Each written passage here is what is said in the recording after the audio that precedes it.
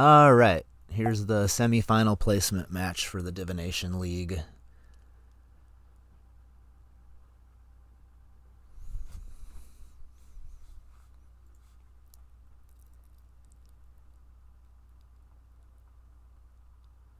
We'll get underway as soon as everybody ready checks.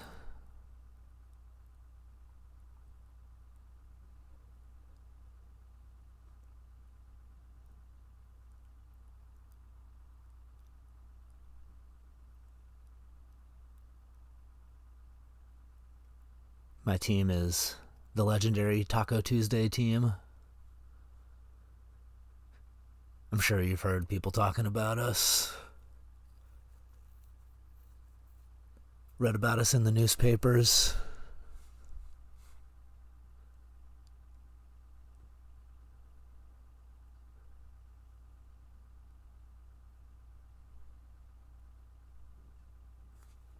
What's the probability that they hit ready check? 0?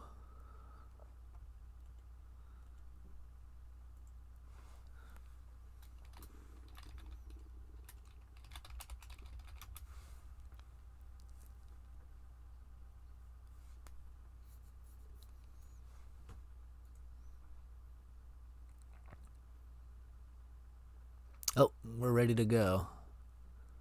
Start. Okay, so this pack's lackluster. I know a lot of people would be happy to take Luris, but I'm not much of a Luris gamer myself. I'm more of a Thoughtseize, Flame/Goldspan type gamer. Bitter Triumph, Dak Faden. I'd probably take all those cards before Luris. Although plenty of people would say I'm something or other for not wanting to take Luris. But I think those people are just obsessed with kitty cats. They just like their deck to look cool. I don't know. It just doesn't work out for me when I try it, so I'm not going to mess around unless it like wheels, and then I'll think about it. Alright, happy with the Thoughtseize. We got a library that'll keep me nice and open. But we also have Ms. Lelia, the Spirit Warrior.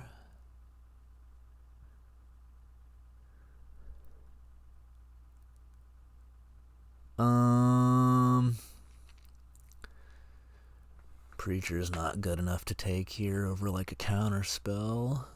So I think it's like Counterspell, Lelia, or Library. Or I could like do some weird stuff where I try to get both of these cards. But I don't think I want to do that. I'm passing towards Sandy Dog. So feeding him aggro cards is probably wise. He'll get the Mother of Runes here. I could take a fetch land too. I'm just going to take the Library. It's fine.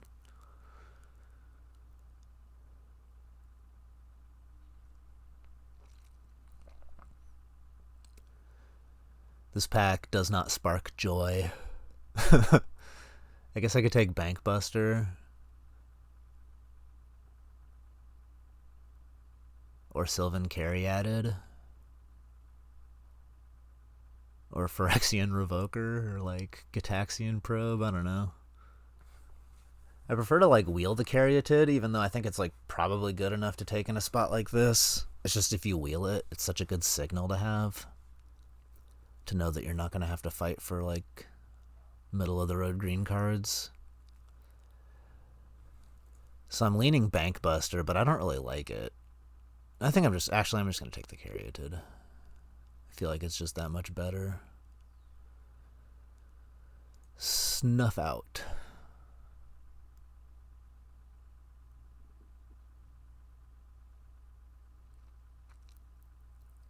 Snuff Out seems like a good pickup.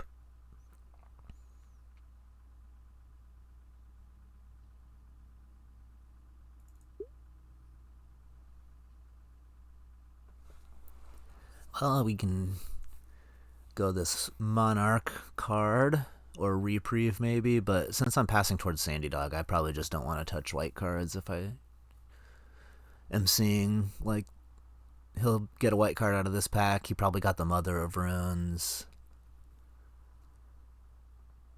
It's good to just let Sandy Dog do his thing. Especially since these cards are relatively similar power level, in my opinion. It's like I probably prefer to be a Reprieve gamer, but just for the sake of letting Sandy Dog do his thing, I'm going to take the Amber Wild. Alright, so we got this Noble Hierarch, or Infernal Grasp, or Bayou. And Sandy Dog's getting white cards again. That's good to see. I could take the Necron, but it's kind of expensive, and while it's good, I feel like it's more replaceable than the cheaper stuff. If I take the Noble, I'm kind of like maybe competing too hard for green when black is more open. Maybe I'll just take the Infernal Grasp. I don't need to attach myself to green if it's not going to be super open. And if I can be like deep black and wheel stuff like him, although on the other hand, Flame Slash is probably just way better. 1 mana, kill a creature. Black-red's a good archetype.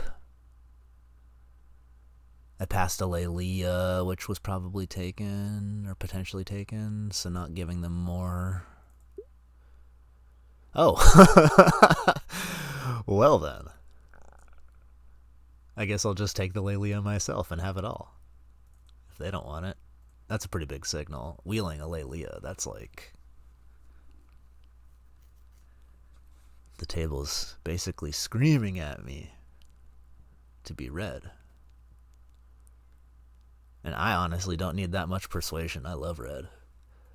Colligan's Command. I tabled the Bankbuster, but now that I've got the black-red cards, I feel like I just take the good card. Colligan's Command. Maybe grab this Elegant Parlor in case I see a 4th Yorlingas.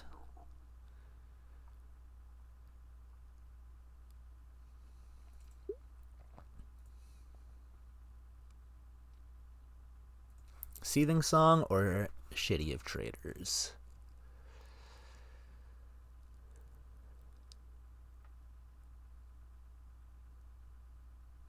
I think I like the city. Seething Song's kind of nice, but I don't even have like a Glorybringer. And I can play turn 2 Lelia with that thing. Is there any world where I would ever use this land? I don't want to like take one of these white cards, because if I don't take one of them, Sandy Dog's going to have a choice between... So I'm going to take the land.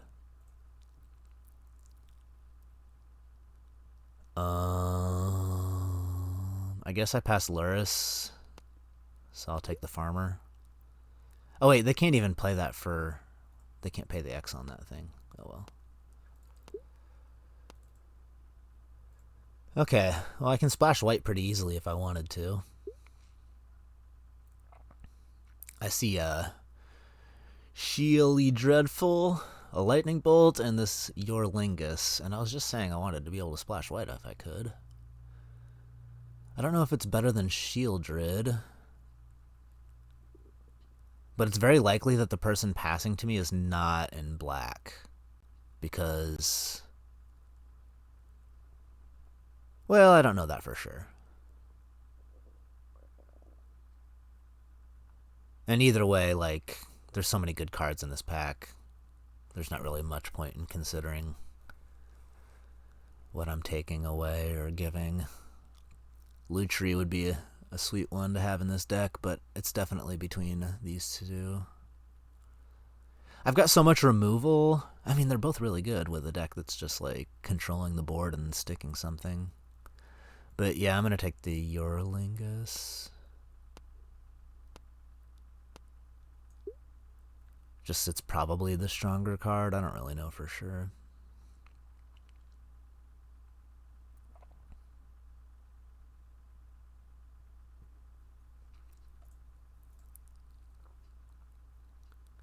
I could take Balenciaga. Or I could take the fixing. Balance might be good. I don't really have any, like, permanents that reduce my hand size and make balance better. But I also just don't have early creatures, so if my opponent curves out on me, I can Wrath them for 2 mana, which is kind of nice. Or I could take the Godless Shrine, which might table anyway. I'd probably just take balance. I don't know if I'm going to play it, but just get it in the pile. Smuggler's Copter, I like that one. I'd be happy to wheel the Bone Horde if red is really as open as it looked.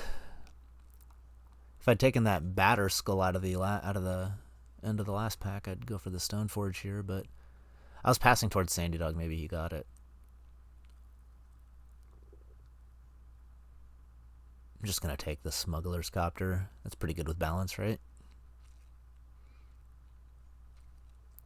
Got to keep an eye on this Thassa's Oracle in case I see any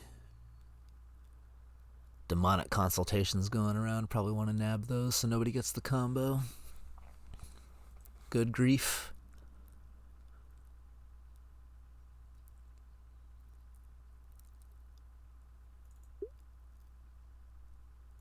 Animate dead. We can scam now. Look at this combo. Smuggler's Copter, Animate dead. So dreamy. Maybe I should have taken that Shieldred. That's like a good pick to post and ask for other people's opinions on it, because I feel like you're going to get a lot of different responses. And hearing the different reasonings would be insightful, perhaps. Alright, so I have a lot of removal, and even though I think this might be a better card, I'm probably just going to take this Death Greeter thing. This card kills people out of nowhere, and I'm already interacting pretty well on curve. And I'm slated to table a piece of interaction here too, so I'm just going to take the proactive card, which is what my deck is lacking on more. Well, I don't want to risk not wheeling this, and it's likely that I'm going to get a card that I'd be happy to play in my deck either way. One of these 4. And then possibly even Goryo's, even though that's not really working with what I'm doing. But yeah, Blood Tithe, Animate Dead. It's kind of just what you want to be doing. The fact that I got Kolaghan's Command so late last pack makes me think that I might have been able to float the Blood Tithe and be greedy. But I don't think that there's anything in this pack that is so appealing for me to like try to get 2 cards out of it. So the Godless Shrine tabled, that's good. Birds of Paradise, it really looks like this table's undervaluing the green fixers, but other than the late Bristlebud Farmer, I haven't really seen the payoffs for wanting to be in that. So I guess there's like a Moloch, but somebody took that. So I guess whoever's in green is like has set themselves up pretty well to be getting those fixers late. Hopefully it's my boy Brandon over here. He likes to draft the green decks. Tabled the Bone Horde, but I didn't table the Gold Span. So maybe that was somebody thinking that they were going to be in red and then they just like shipped it, because taking the Gold Span and not taking the Lelia is definitely some decisions. So I'm not exactly sure what happened there. I don't think that the Lelia pack was that strong, but maybe there was some kind of archetypal card that they couldn't pass up. Well, Gemstone Caverns would be the best in my deck, but I'm just going to take the Through the Breach because Paranoia. And there's also that Goryo's that could wheel, and then who knows what comes in pack 3. You never know if you can backdoor into some random stuff. Nothing in here really speaks to me. I'm just going to take the most powerful card and maybe cut somebody. Ooh, the Firebolt came back. Wow, of all the cards that I thought I might table there, the Firebolt's the best for me for sure. I almost took that the first time. I thought I was going to get the Sheoldred's Edict.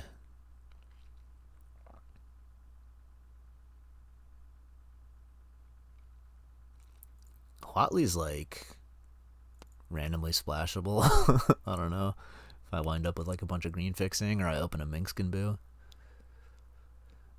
and tutor up my dinosaur dragon. Probably not going to see play, but I'm just going to take Sylvan, Gargiroth. Well, all of the big mid-range green things are tabling too. I guess if I had just sidled into green there when I had the opportunity with the Noble. But it's not like I would want to add green to this deck really anyway. I would have to get out of one of these other colors, and I'm kind of... I mean, black is not as open as green, it appears, but my black cards are just better than the green cards that I've seen, so I'm not upset about it. Othari is like another pretty good reason to be playing all these white lands. Good with my Cydia traders, good with everything really. I might be taking it away from Sandy Dog, but, you know, c'est la vie. Maybe take a land, or actually I'm going to take the Spirit Guide, because getting any of this stuff out ahead of schedule is kind of broken. And I'll just table one of these almost for sure, since I tabled the Godless Shrine, who's going to take the shadowy Backstreet over it. And if I don't, I'll get the Research Desk. I'll get something out of that pack. Ooh, hello. A fetch land, you say? That gets all of my colors and untapped? That makes my deck a whole lot more consistent. And based on what I've seen, I'll probably wheel. I might even double wheel out of this pack and just get 2 1-drops. But Dismember even, so 1, 2, 3, 4, 5 cards I'm like really happy to see on the wheel. And then like some tertiary stuff that I wouldn't hate to get. Relic of Progenitus.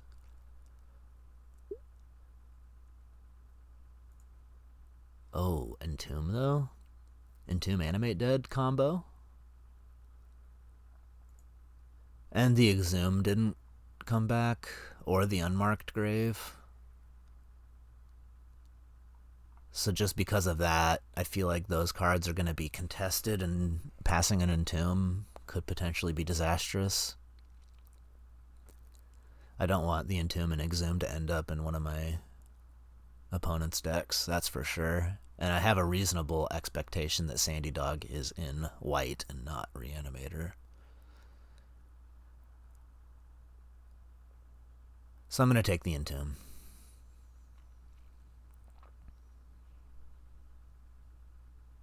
It probably doesn't make the cut in my deck. And Bone Crusher Giant 100% would, and would be one of the better cards in my deck too, but this is one of those situations where I'm just like too paranoid.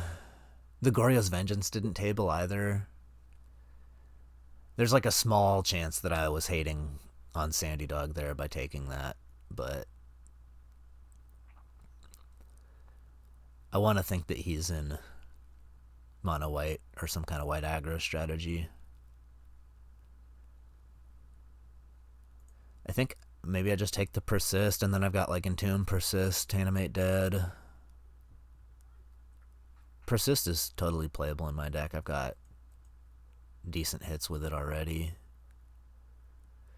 Well, I probably wouldn't want to persist this unless it was lethal, but you know, sometimes. We got Season Pyro, Scrubland.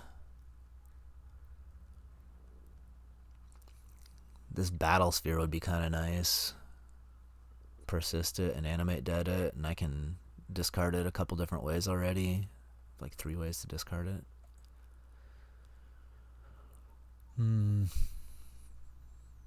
But I'm just going to take the Seasoned Pyromancer. If I backdoor into some kind of reanimation plan, that's cool, but I'm going to just work on having a solid curve, good threats. Play my reanimates as just like value spells.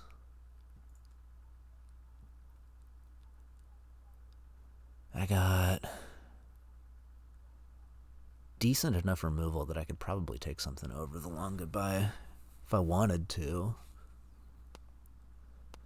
I'm just going to take this in case I run into an Oko. Got a nice answer for it. Both my lands wheeled. Do I want the tapped land here? My deck doesn't really get hurt by playing lands tapped early, and it's nice to have a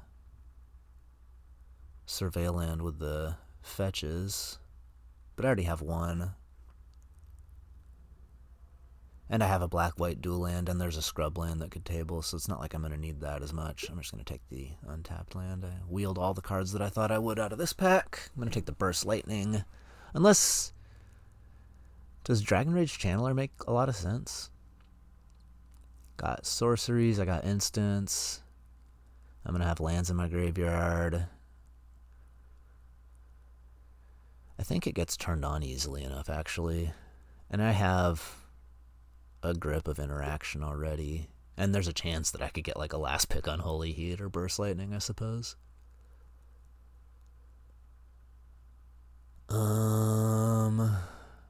I guess I'll just take the Night Scythe because it's the most playable card. I could hate the Kappa. I'm holding up this draft. I should just pick cards. I'm going to have enough playables. There's something in my sideboard I can throw in the deck, I'm sure.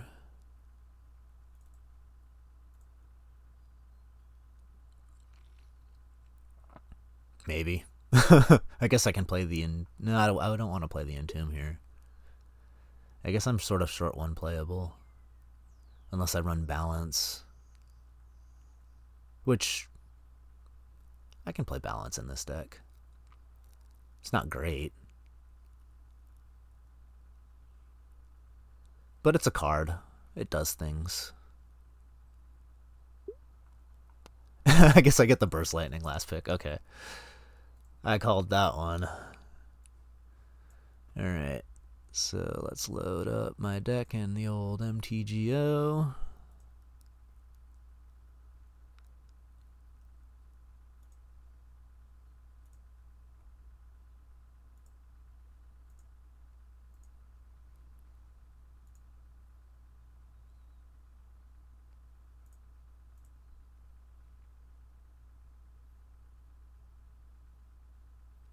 My teammate drafted Sneak Attack, so taking the Through the Breach wasn't smart. Oh, this stupid Night Scythe.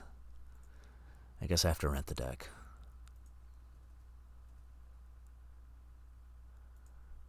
That Night Scythe always gets me. I always forget that it is not included in All Access.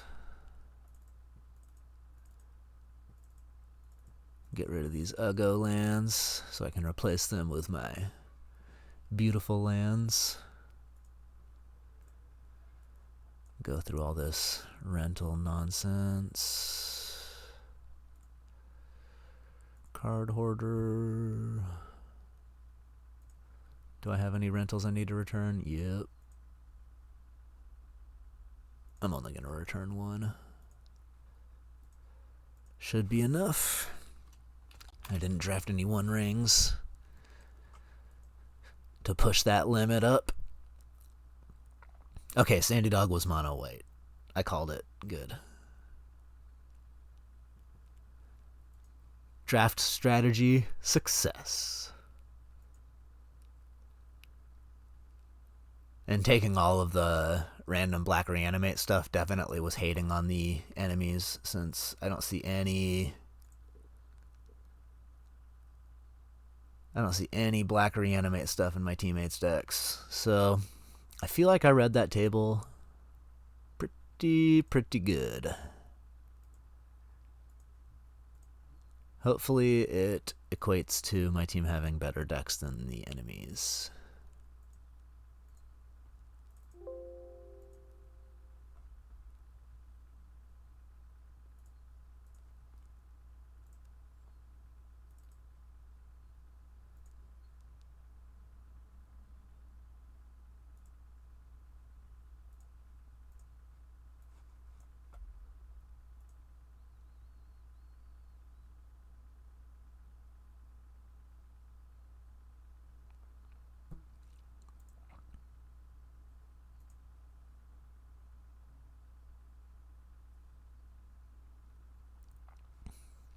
Alright, let's do some building, shall we? Oh wait, it's already built because I only drafted 23 playables. Nice. Honestly, that's just game theory optimal right there. You don't have to make any decisions, so there's no chance to make a mistake. 1, 2, 3, 4, 5 red, so at least 4 more. Put a couple more on the sideboard for good measure. I got enough white. Well, I need to play at least 1 plains. Probably just the one. 1, 2, 3, 4, 5, 6, 7, 8. Oh, yeah. Oh, yeah. Look how good my mana is. 1, 2, 3, 4, 5, 6, 7, 8, 9. Oh, okay. My mana's not that good. Okay, which one can I get away with less? I guess I could do 8 black.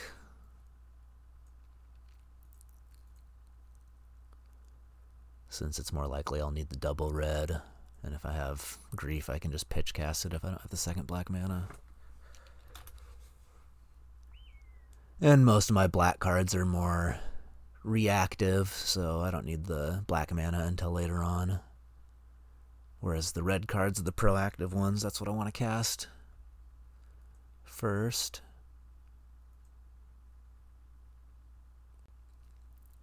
So, mana's not good, but it's not bad. Well, maybe I would say it's good. And it's definitely not bad. 1, 2, 3, 4, 5, 6, 7, 8. 1, 2, 3, 4, 5, 6, 7, 8, 9. Yeah. That's how I want it. Get a screenshot for referencing during the game. And might as well show my teammate what I drafted.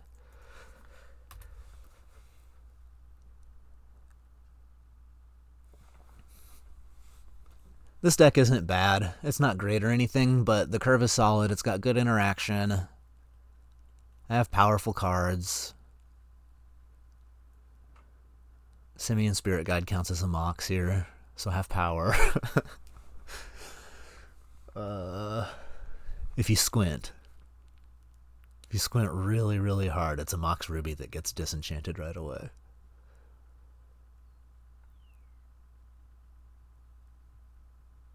Oh, it's actually pretty good with balance. There you go. I can like board in Zurin or balance and Tomb to just get another card out of my hand. I don't know if the persist really is the best option. I guess it's just going to be a lot of like value persisting on dorky creatures to get an ETB trigger. The dream is going to be persisting the Death Greeter to give the Dracosaur double strike. Dracosaur. Dracosaur.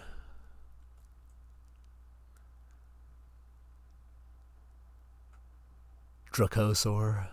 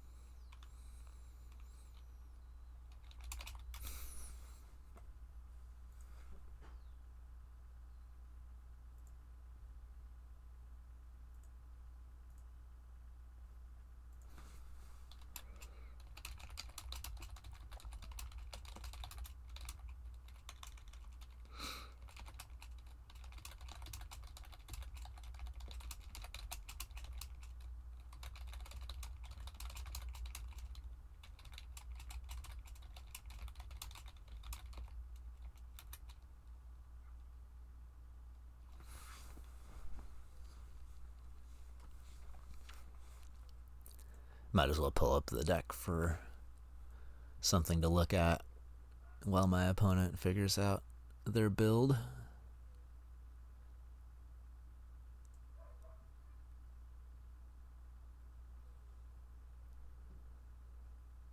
Or here, even I'll go one step better. We can draw sample hands.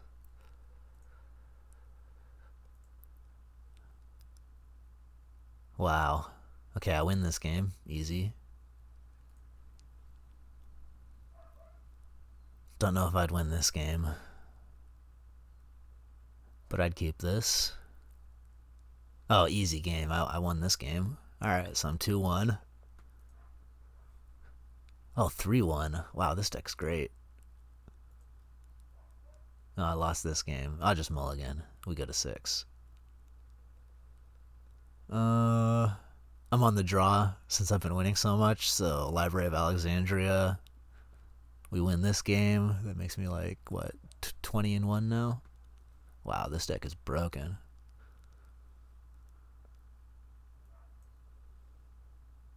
Alright. Well, I got library, so this is another win.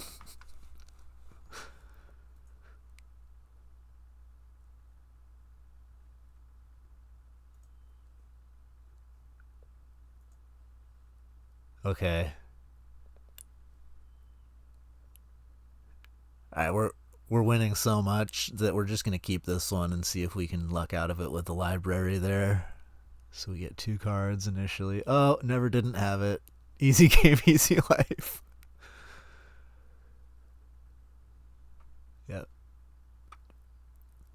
Alright, so apparently I've just drafted the perfect cube deck. Or I just wasted all my luck on the sample hands. My teammate first picked Sneak Attack in a 6-person draft. Don't know that I would be so bold, but maybe the pack was sus. I guess I can pull up my teammates' decks. That's something else. This is the Sneak Attack deck. I don't necessarily know what to think. I wish I'd passed that through the breach because this Mystical Tutor is looking fine, I guess. Gets like Show and Tell, Time Walk, or Seething Song.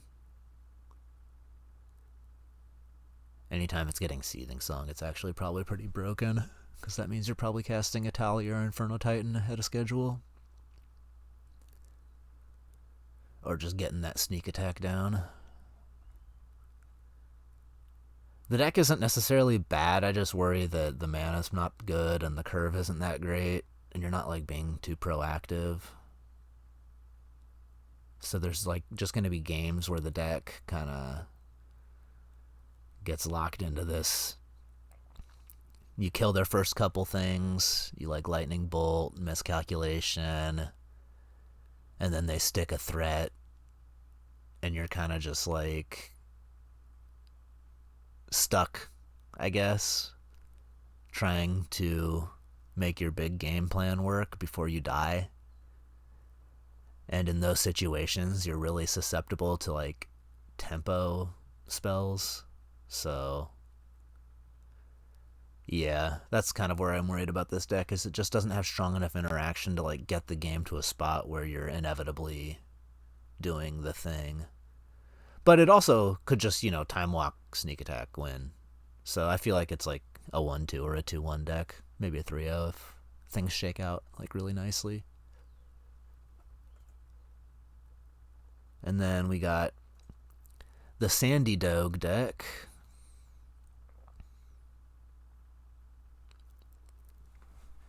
And this is just run-of-the-mill.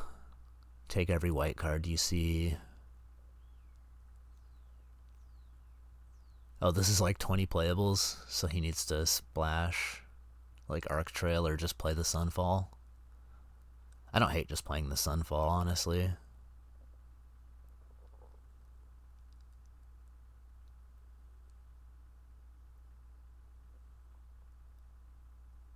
Oh, I'm reading this wrong anyway, aren't I?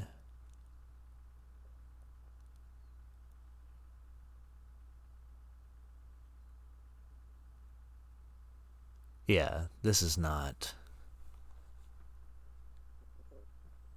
20 playables. This is 16 mana sources. So he doesn't actually have to splash. This deck's fine. It's nothing like incredible. He didn't get the Batter Skull to go with the Stone Forge, so it's just Glimmer Lens and Lion Sash or the boots out of the sideboard. So nothing insane there. The Bank Buster is like, I guess it's another like fine card. This isn't so much white aggro as it is white mid-range grindy. Just try to get more value than your opponent. So decks like this tend to just get like bricked by big creatures. And the choke point usually is like what kind of removal you have, which is Council's Judgment. It looks like the only thing that can get rid of a big bloke other than like Palace Jailer or like attacking into it and dismembering it. The deck's not necessarily bad, but could be better. Where are my sample hands? All my sample hands were broken.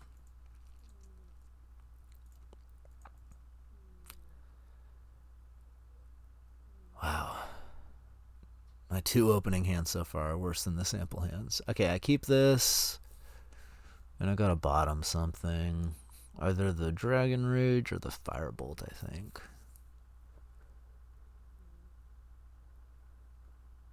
Where was Nova at the table?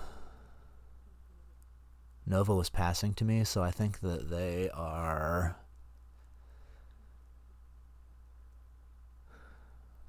probably less likely to be aggro, maybe? I'm just going to be proactive. I want to have that Dragon Rage, even though it doesn't do anything here, really. Firebolt also might not do anything.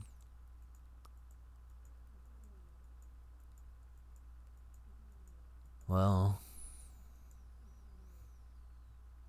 that was a good start compared to mine.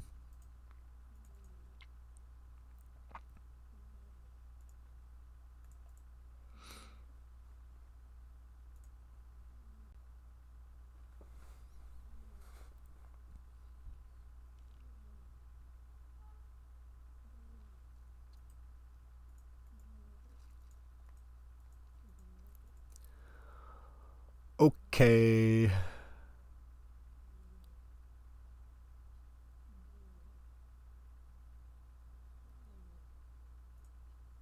I really can't afford to get wastelanded. So, oh yeah, I can't attack. They got protection from me.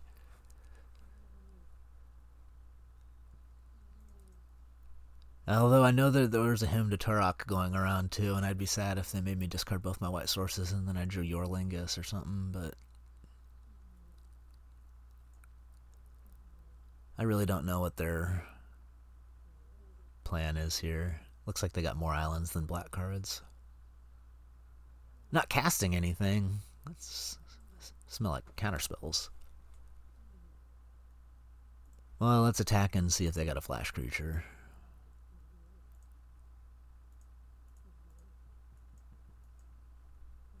I don't even know if I'm going to cast into it, like 7 cards in hand, 5 mana untapped. Like, you're telling me that, oh, I'm just passing, doing nothing. Like, this looks like a smirking spelljacker or something. I'm not messing around with that crap. If they don't want to cast anything, I don't have to cast anything, right? Like, I will lose to the One Ring eventually, maybe. They'll just, like, get enough shit in hand that they can dump, but... Or maybe they'll just, like, flash some Fairy Mastermind type stuff into play. But basically, I just want the onus to be on them to show me what's in their hand. Like, I don't want to play Grief and then get Smirking Spelljackered, because then I just lose the game on the spot. Yeah. Mystic Confluence. Draw 2 cards. That's good.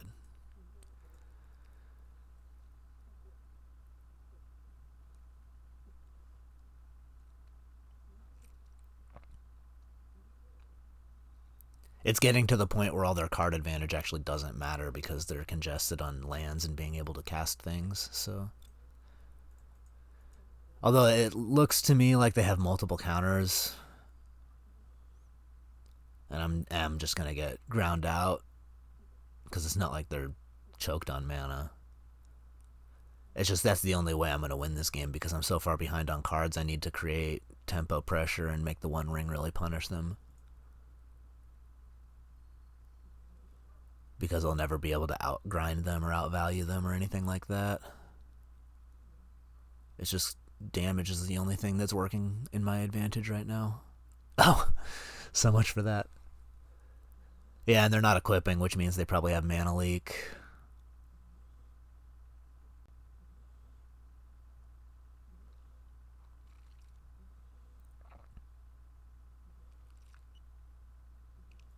But what am I to do? At this point, I can't afford to not cast, so.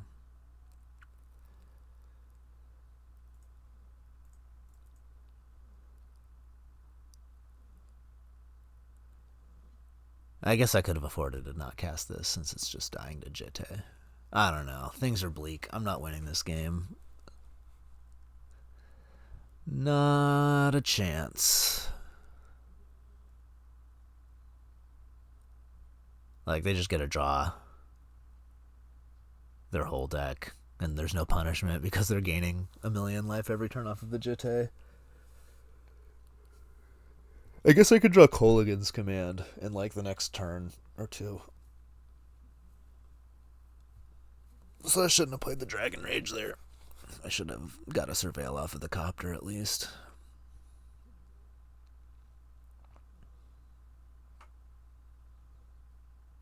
I'm not completely dead. I forgot that I have one really good out.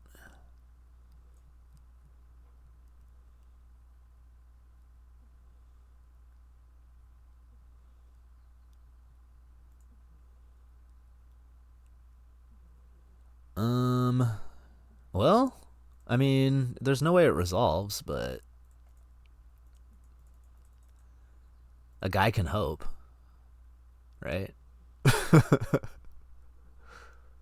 Here's the smirking spelljacker. Oh, wait, what? This can't be real.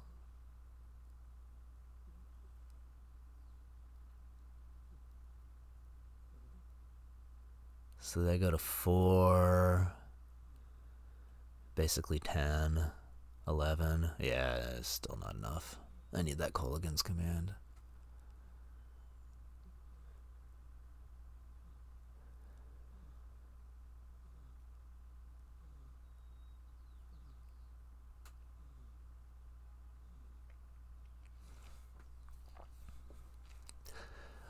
Well, okay, here's an idea. If I kill the Deep Cavern Bat, and then if they don't have an answer to the Embrith, it effectively makes it so they can't really attack. Because they have so many cards in their hand, right? The trigger would kill them, hopefully, maybe, possibly. Just trying to come up with scenarios where I don't lose. You gotta be optimistic in order to find the winning lines.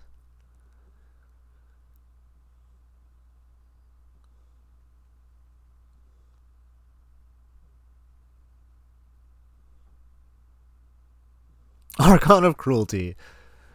Okay. I got this. I got this.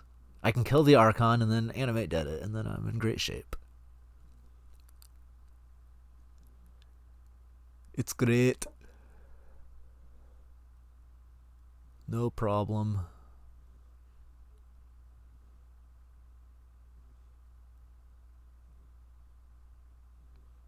They're practically dead already. The One Ring puts them at 6. They would never gain life with Jitte.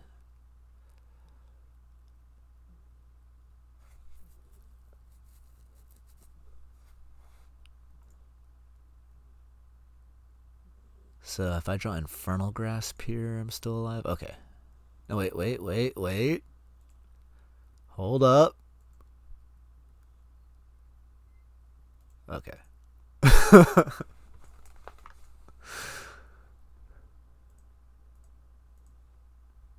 Perfect. Yeah, I'm telling y'all, I used up all my good luck on those sample hands. What was I thinking? No. Balance. I mean, at the end of the game, their balance would have been good. They have, like, Jitte. but I think that was mostly just because the One Ring. And they have like Mind Stone and Mox, so I don't want to play balance against that.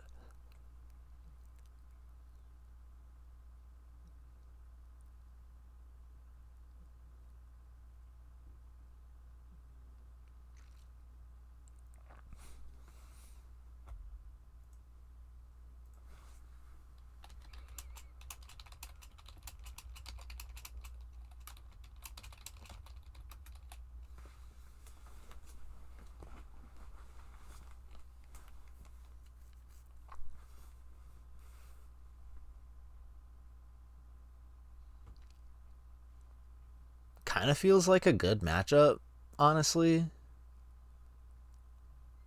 Like, it could have just been a function of them spending their mana early on the One Ring, but the fact that the game felt sort of close.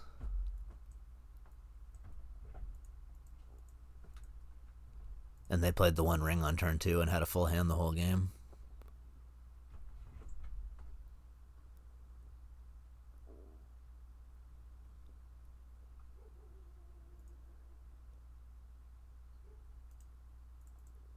I guess if I draw a black card, I'll probably scam on turn 2.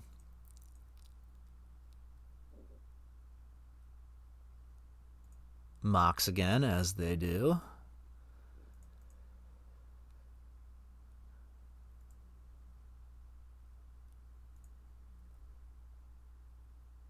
Not a bad draw.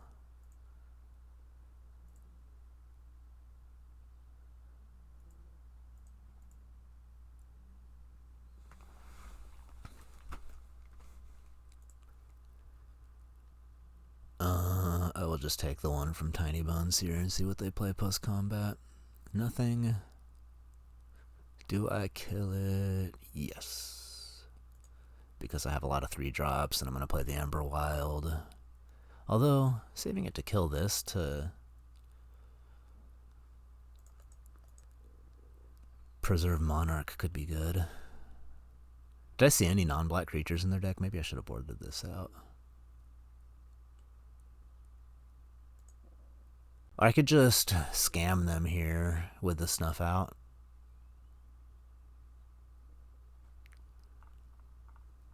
What did I see from them last game? I saw Stoic Sphinx, Deep Cavern Bat, Jete, basically.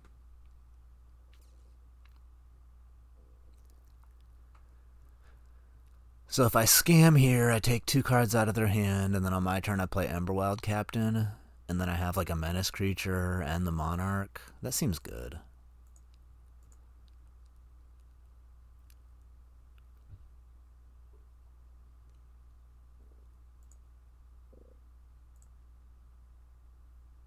Oh. Well, I guess scamming doesn't really make any sense anymore. So I'll just pass and save the Animate Dead for when it will actually do something other than put a 2-1 Menace into play. Yeah, now they're just kind of priced into activating this creepy every turn, which I guess is fine because they take so much damage off of attacking me that like stealing the Monarch isn't even that big of a deal if they want to spend all their mana. Spend all the mana, take the Monarch, take what, 4 damage. I just win that race so fast.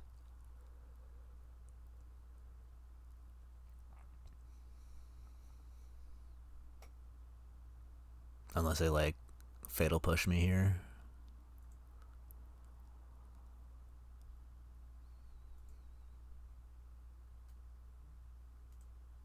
You got it.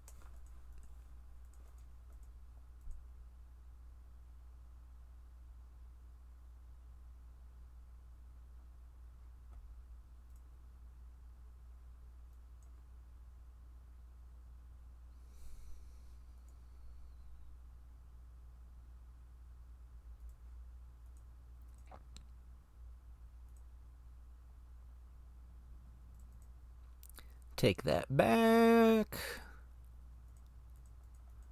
Let's start with the Simian Spirit Guide beatdown.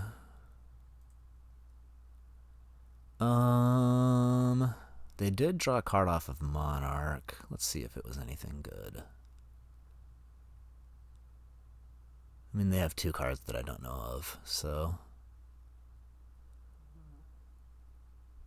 a little bit better odds that I hit something here. Oh, here we go. Exhume and Bitter Triumph. Well, let's take the one that does something.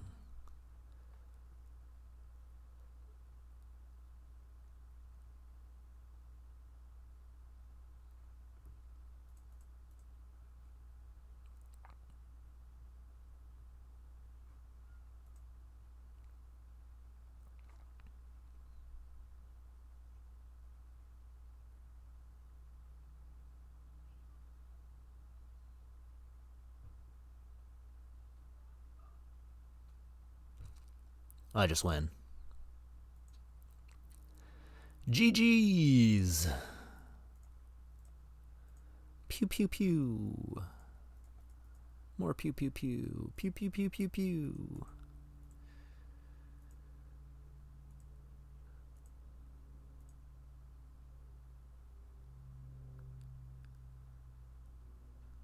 Okay.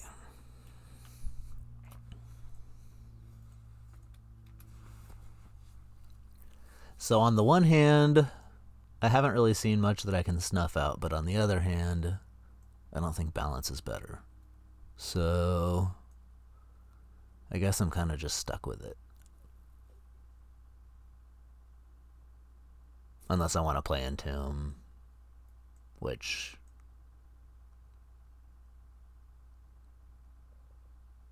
also seems pretty lackluster. So we'll just go with the snuff out. Pitchcast it to grief again.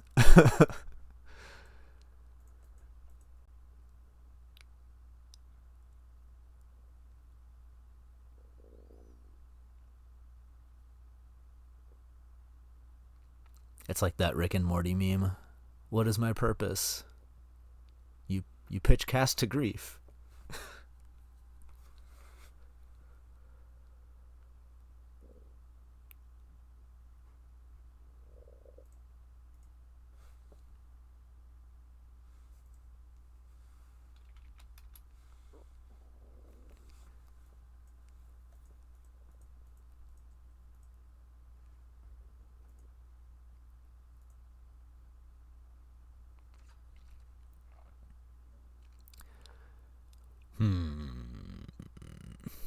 This hand sucks, but it's also...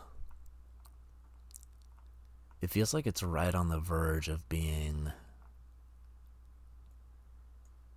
keepable.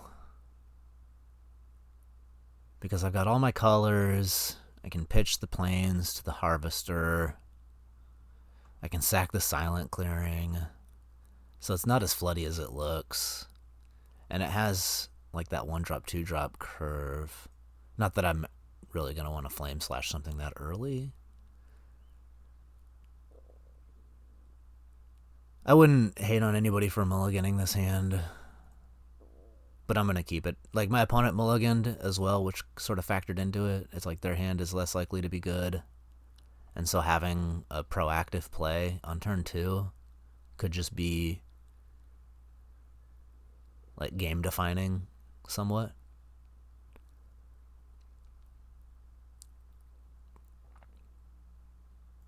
And my deck isn't like full of cheap proactive plays, so having one just seems like kind of good. Although drawing a land there, so typical of hands like these. I know it's going to happen like about half the time, a little bit less than half the time, but you know, it just feels like it happens every time. Oh, but here we go, bailed out. Bailed out by the Seasoned Pyromancer. Turns my lands right into spells. Right on curve, right on time. I got nothing to complain about. My deck's perfect. Only if I were to draw 2 lands.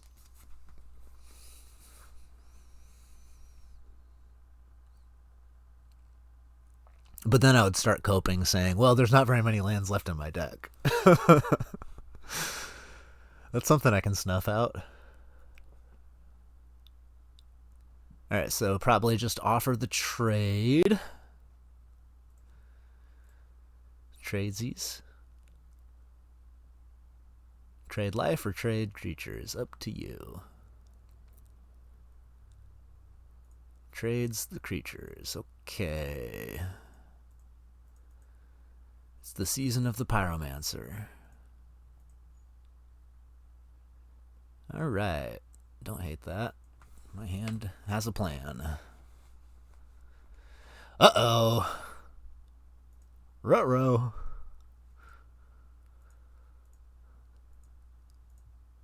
That's the sort of thing that happens before disaster strikes. Wait, what? What was that? Did they get, like, mana drain or something? Or what? No, because if they got Ancestral Recall, they would have just recalled and played a land that turn. Mana drain's the only thing that really makes sense to me. Oh, and I draw the friggin' City of Traders. So now I have to decide how much to play around counter magic here. Well, I'm pretty sure if I don't cast anything, they have to show their hand. Because I'm winning this. So they'll either, like, pick it up and play it out, and then I can Bone Horde next turn. Or they just tap out here. Oh, Flash. Okay, Flash Worm. That's fine. Probably losing to that. But I get to drop the Bone Horde here, at least. So I drop the Bone Horde, and actually I snuff out one. I'm not even in that bad a shape.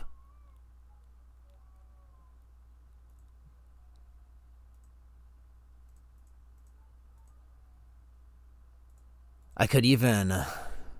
No, that can't be right. I could Flame Slash and kill one, and then snuff out the other one, and then Bone Horde next turn.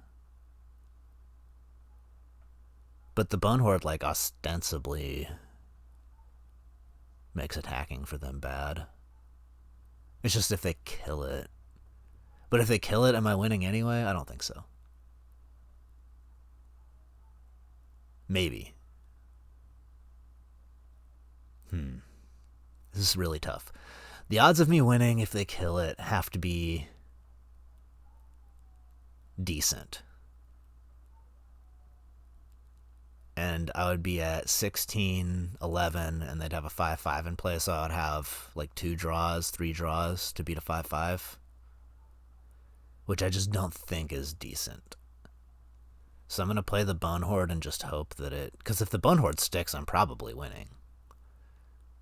So I'm going to go for the probably winning play rather than the maybe winning play.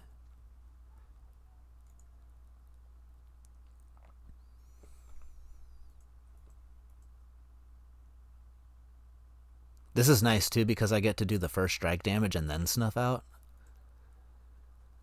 So if they had shenanigans, I would know about it, which they don't. So...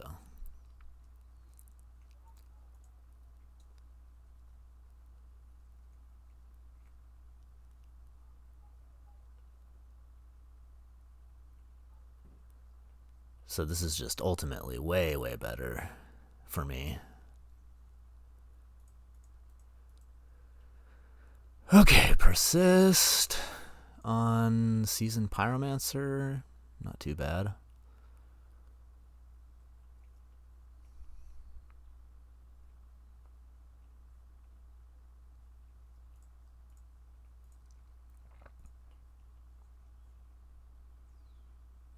I guess I'll keep my Silent Clearing.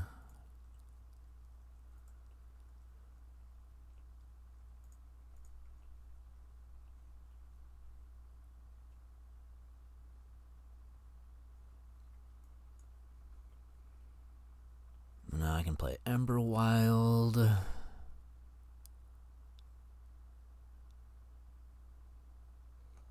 And then I'd have double blocks on each.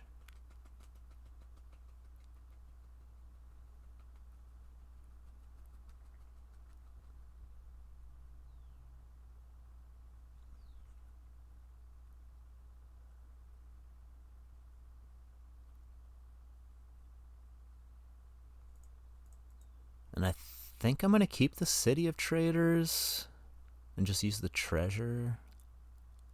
But I'm not 100% sure on that. So let me think this through. If I play this, I'm at 10.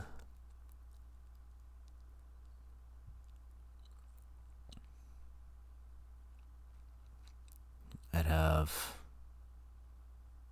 Yeah, I don't think I want to play the Mesa.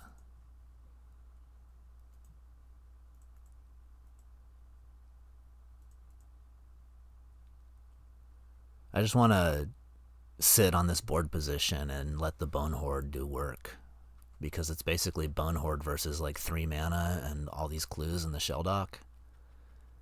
And it just feels like each turn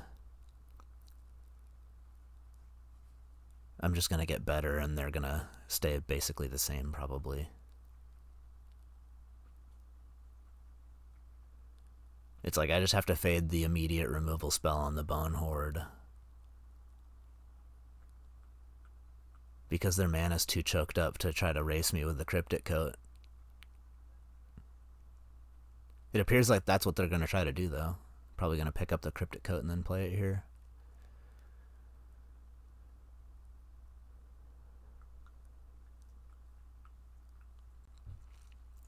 Well, shoot.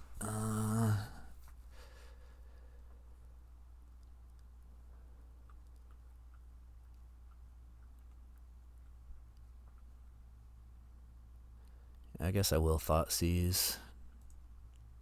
Ouch. Probably just take 2 to see. Well, there's no way that they would have not played a land, so it's actually going to get something for sure. I think I'm going to attack with the 3-1 and see if I can trade this Flame Slash off.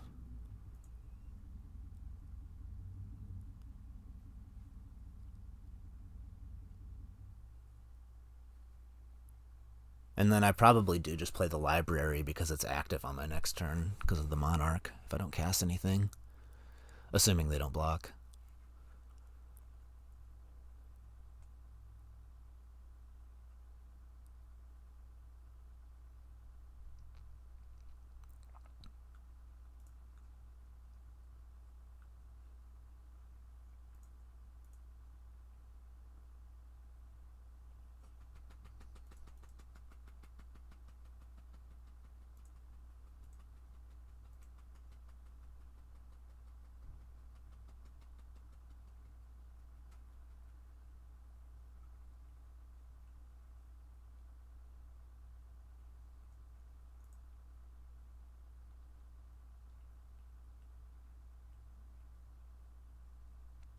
I don't know if it was better to discard one of these. I don't really know.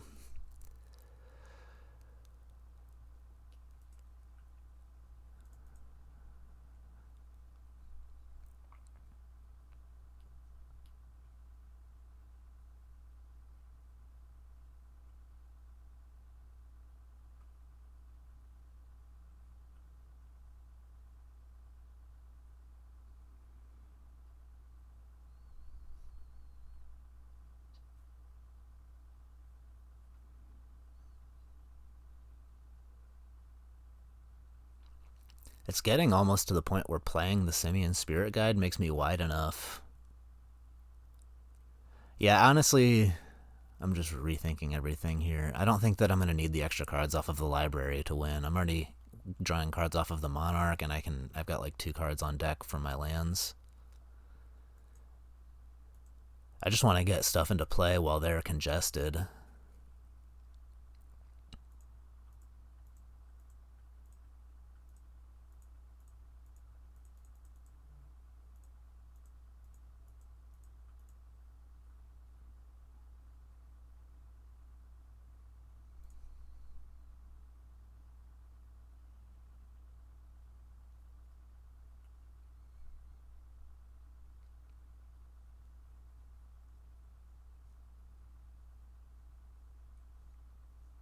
My new hand's pretty gas. I just have to fade this like 1 turn where I have 2 removal spells, and then Thoughtseize probably just closes it for me. It's just going to be so hard for them to stabilize with only 4 mana. Unless they have like a Toxic Deluge here.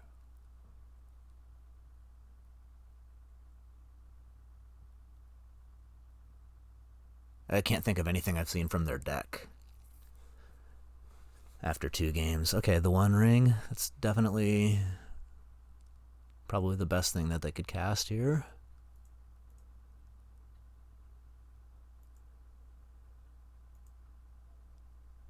But that only really buys them a turn and a... don't get to Thoughtseize because they have protection from Thoughtseize.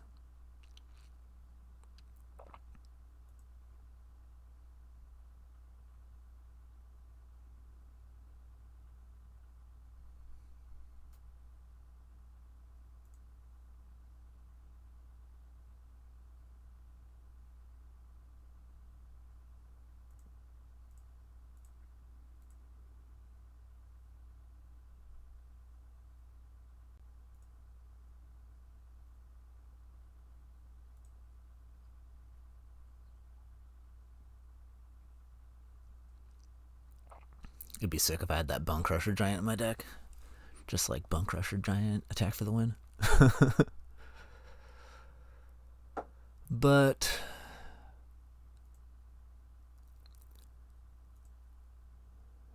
I mean, we'll see if they can kill me with 5 mana.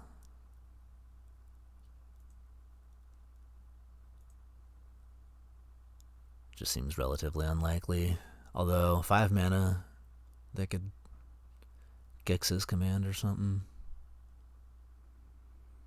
Well, they don't have whatever they're looking for yet.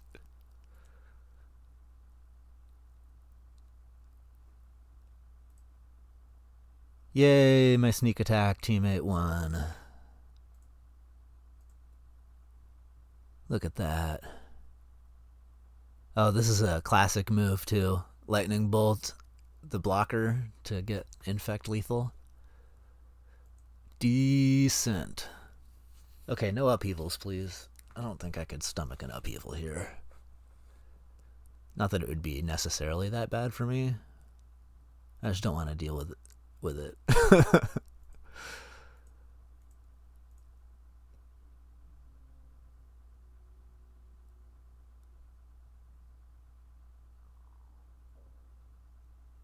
Okay, this doesn't look like upheaval.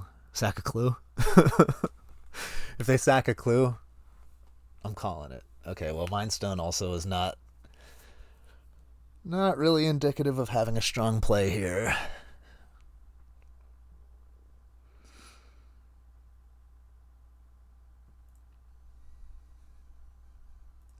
So long, farewell, auf Wiedersehen, adieu.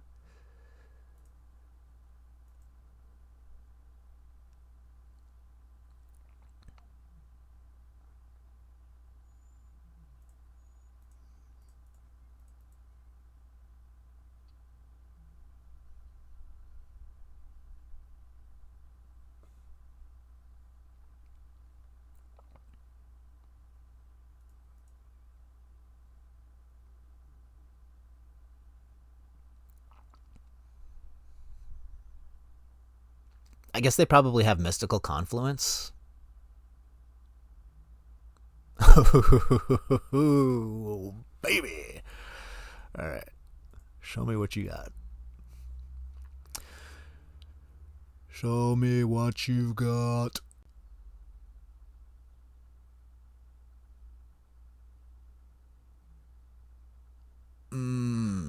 Is this a Mystical Confluence in response? Oh, it's a Sphinx. A Stoic Sphinxter.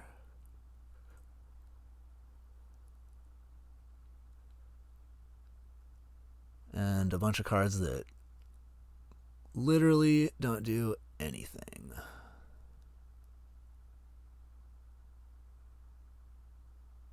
So I'm just slow rolling them at this point. I should just cast my stuff for the win here.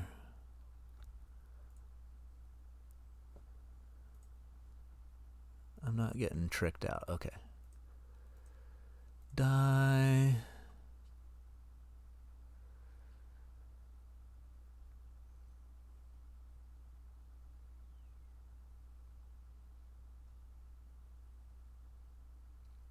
Okay, at this point, I'm not slow rolling them. They're slow rolling themselves because they're dead on board.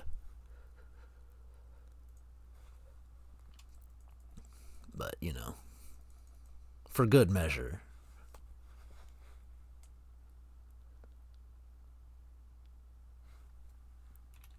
Yippee-ki-yay!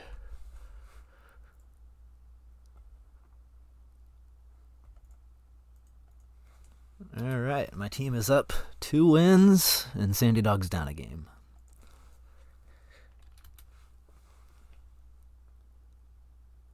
So, either I can play 0 probability, or I can wait for Ultimateo.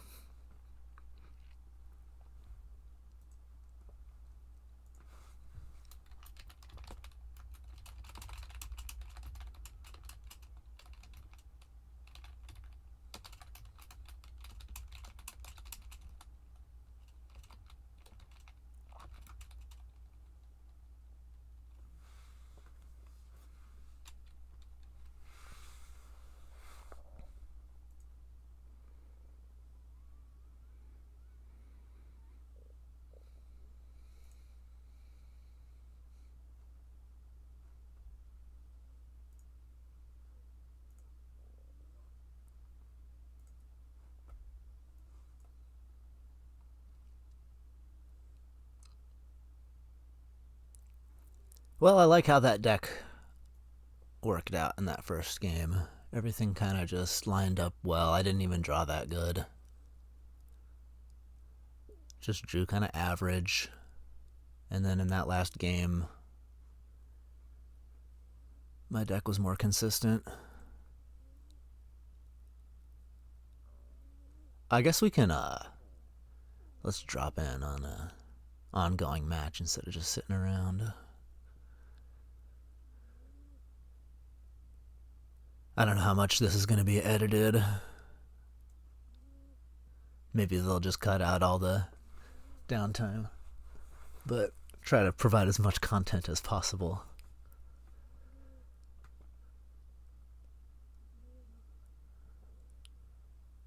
Oh, I think he wanted to try to Haywire Might this Golem, which is not a play.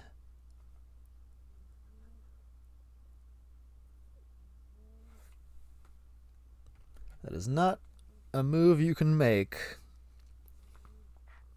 Only works in paper if both players aren't paying attention.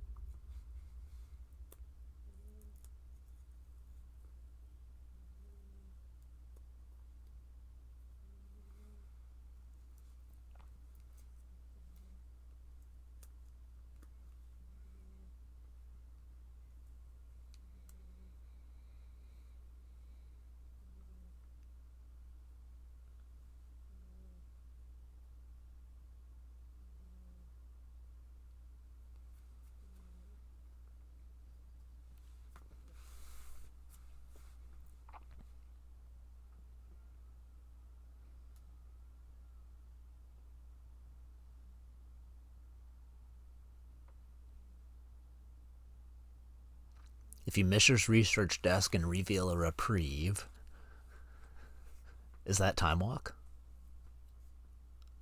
No. Not when your opponent is attacking for most of your life total. In fact, in this spot, would it have been better to just threaten the Restless Vinestock? Just as a blocker? Let me think. So the Restless Vinestock and the Haywire Might block the 3-3 and the 2-1, and then Sandy Dog gets in for 4 and is left with a 1-1 and on the ground and 2 in the air. I think that would have been better for Ultimateo. Like, Sandy Dog probably wouldn't have attacked there if you just held up the Vinestock to threaten a blocker. And now he's put himself in a spot where, like, I don't think this Unearth is going to do much. Does it even buy him a full turn? Yeah, it buys him a turn. But the chances of top decking versus just buying yourself maybe a couple top decks by holding off with the Vine stock, I don't know.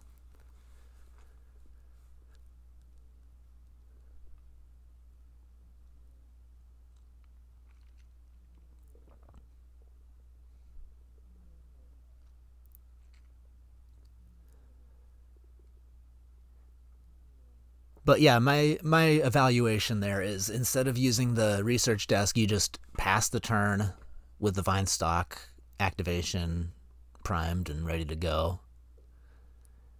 Sandy Dog can attack, but he only gets in for 4. And then you'd even gain 2, so it'd only be ostensibly 2 damage that goes through. And then Sandy Dog's board would be greatly diminished. It would just be 3/1/1s and whatever he could cast post-combat, because the reprieve wouldn't be protecting anymore. But I mean, both situations are pretty bleak, and maybe he's just thinking Sandy Dog's hand probably has enough gas in it that he's never going to beat him if he just passes. I'm flip-flopping back. Maybe it was correct to just dig with the research desk. I don't know what kind of answers he has in his deck. Maybe he's got something that was worth trying to dig toward, something that would actually stabilize. Because if there's an upside to using the research desk, I could definitely see wanting to just maximize on getting lucky rather than try to grind the game in a spot where you're already losing.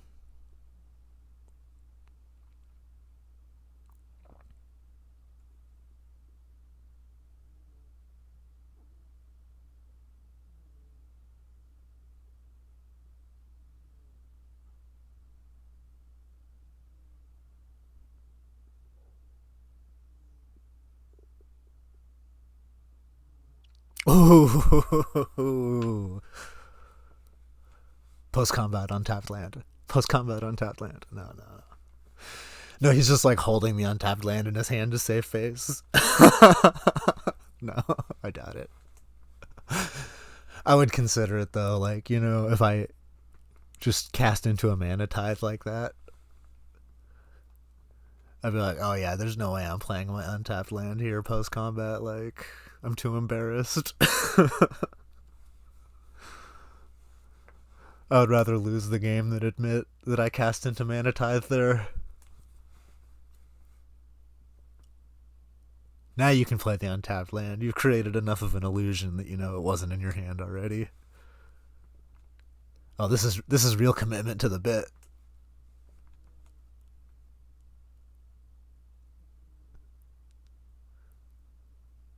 Oh, Sandy Dog. No mercy.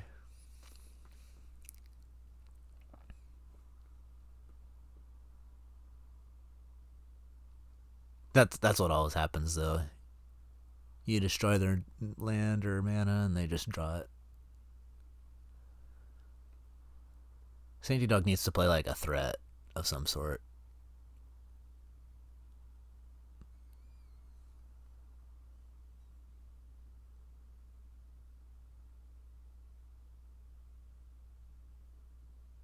That'll do it. That'll do it. Although, pretty sure that's just going to get exiled.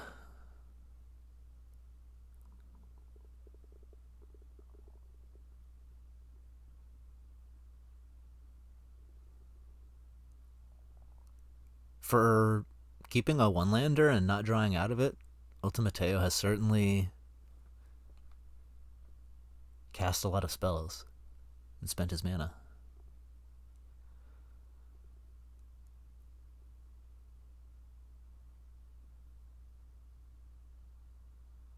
Oh, wait a minute. Well, I missed that too. But, Sandy Dog did not. And that's why we call him Sandy God.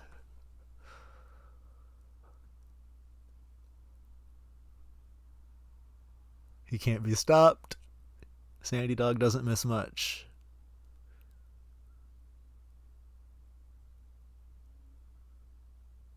Wow, what a blowout.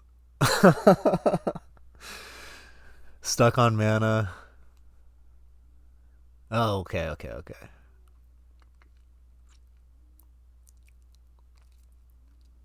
Still, moral victory for Sandy Dog.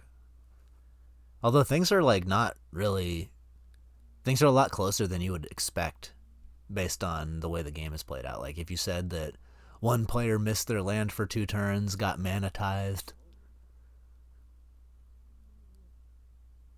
and Sandy Dog has a Mox, you'd expect the game to be a lot closer, or a lot more lopsided, rather.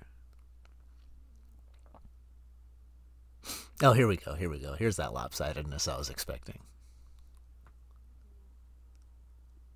Sandy Dog found a threat.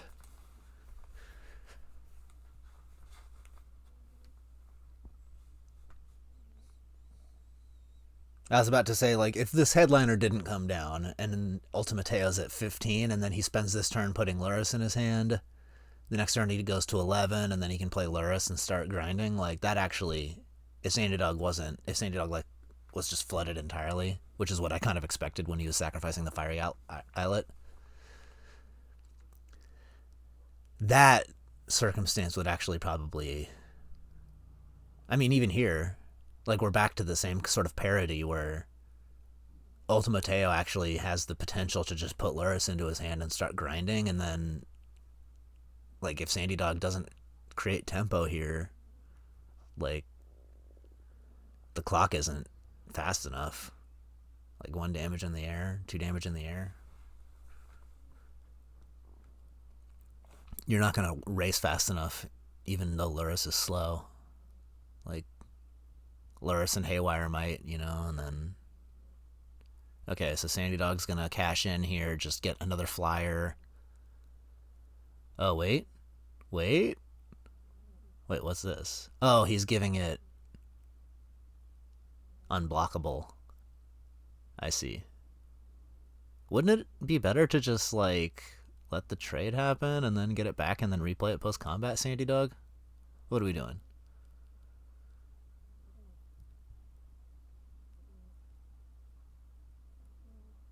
Oh, I see. Sandy Dog likes to make plays like this, where the Lion Sash is now a relatively lethal threat, and it's sort of like protected because it can't just be like 1-for-1.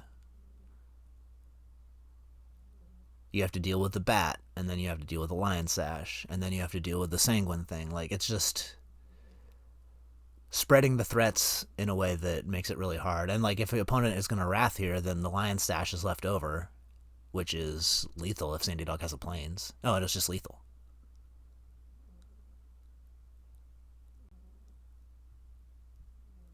Okay, so Lion Sash versus Kavu, which Lion Sash just wins. Oh, wait, can you equip, and then if you have a Plains, it's over. Equip Flyer.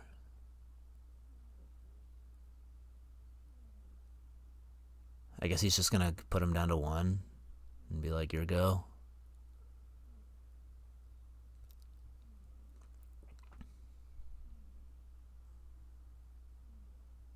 Opponent has no cards in hand.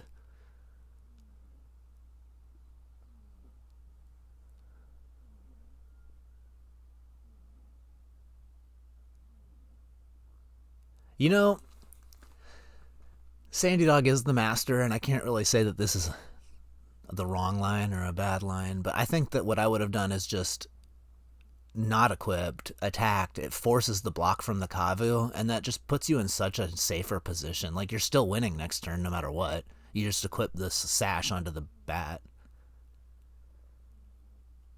But now this Kavu doesn't get to draw an extra card, which is what's happening here. I think it's like super marginal, and there's probably arguments for doing it the way Sandy Dog did it. But I like making my opponents chump block with their creatures. All right, my team is 3-0.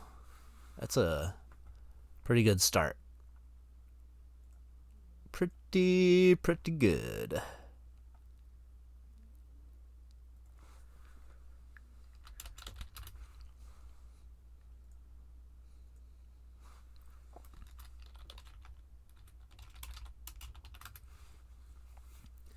Just finish this before we even get to round 3.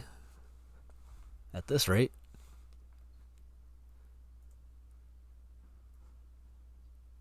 my deck picks get more and more artistic as the draft goes on.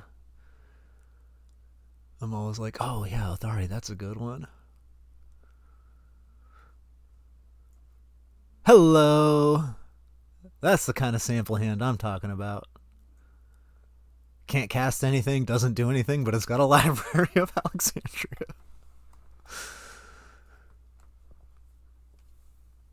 On the draw, nonetheless. The most broken kind of library.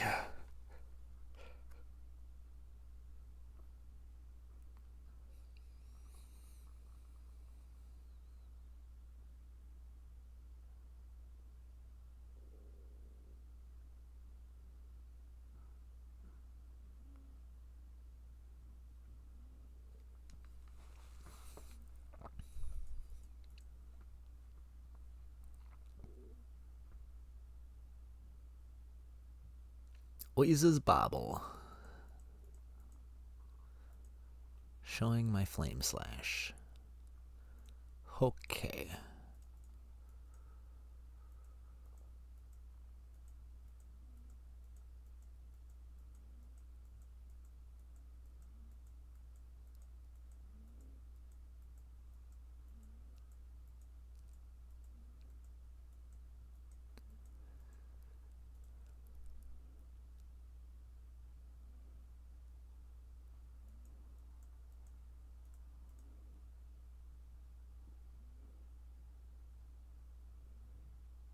Interesting. I think I'm going to discard the Othari.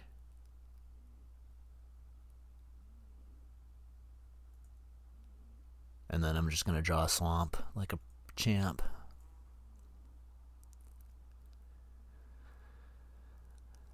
Like a champ!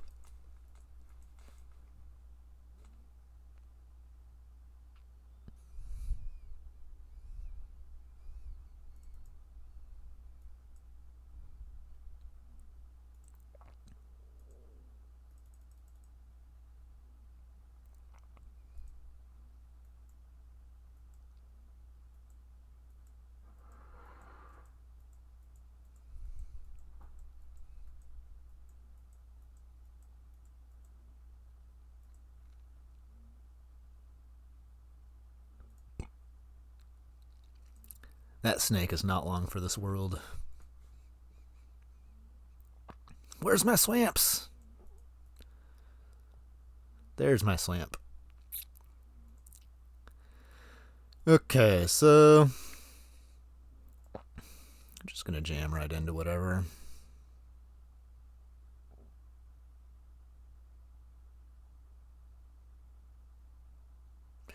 Jamming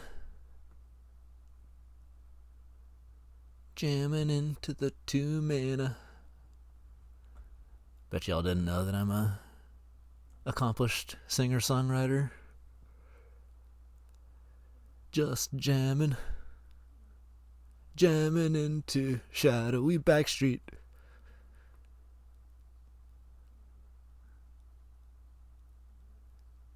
They forgot to give me any Grammys this year, but I'm pretty sure it was just an oversight. Do you know what's just as good as Animate Dead on Othari this turn? Animate Dead on Othari next turn. Few speak of this.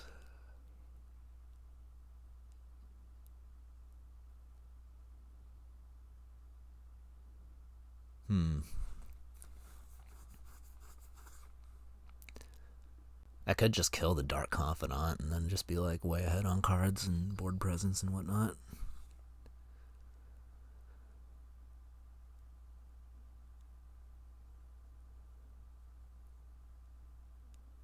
Or I can animate dead, draw a card.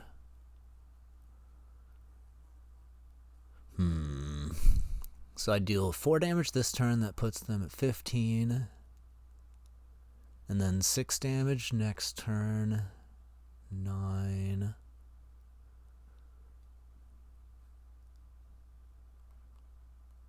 Or I can Kolaghan's Command. I could just like return Othari to my hand and then hardcast it maybe. Although animate deading it is pretty appealing.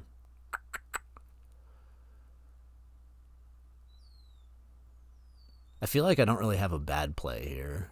It's just which one's better.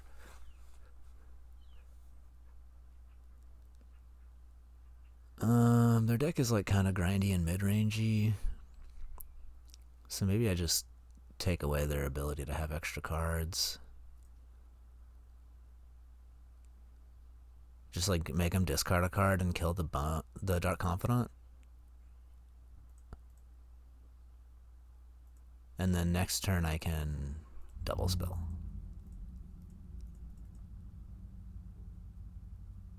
It's like 7 cards versus 2 cards, 3 cards, 4 cards. Okay, days, whatever.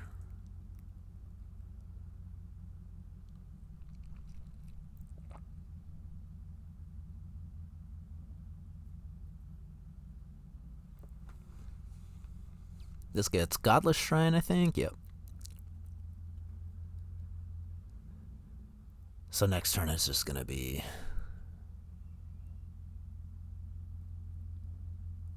Othari, kill Dark Confidant.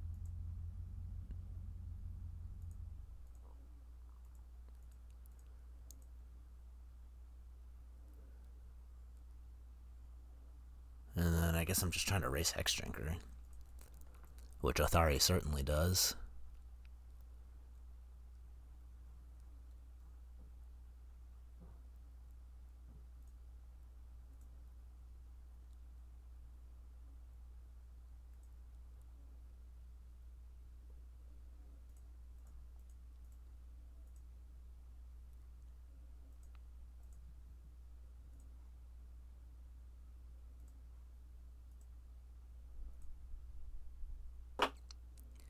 Especially when it's backed up with a Yorlingas. Although they got enough cards in their hand, they might be able to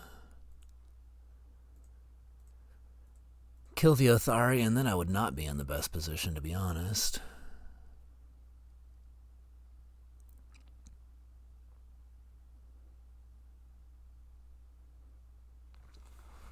But if Othari lives, I'm probably winning right now.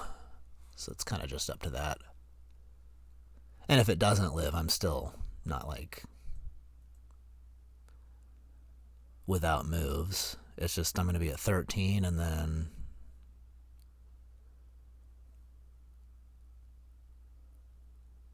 well, if I Yorlingus and put 8 power into play, that's probably winning, right?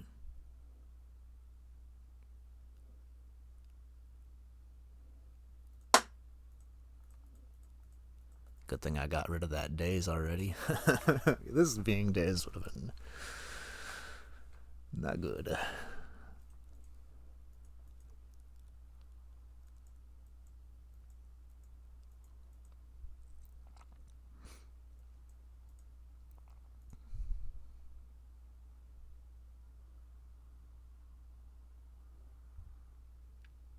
Yeah, I like my racing odds here. If they hit me to 9 and then play Luris and Dark Confidant, then I crack back.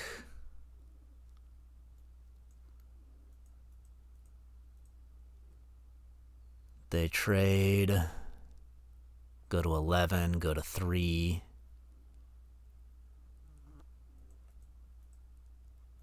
And then, like, I should be racing the Hexdrinker from there, hopefully.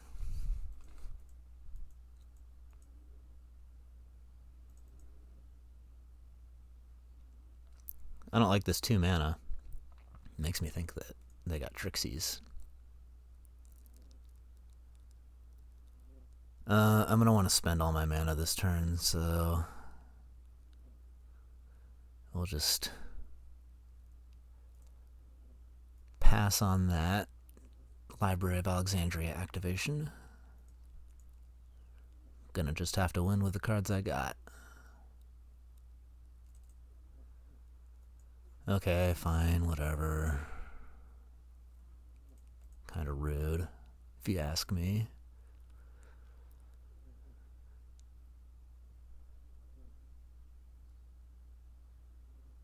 And a Fatal Push, okay. Does this mean we're not going to see a block?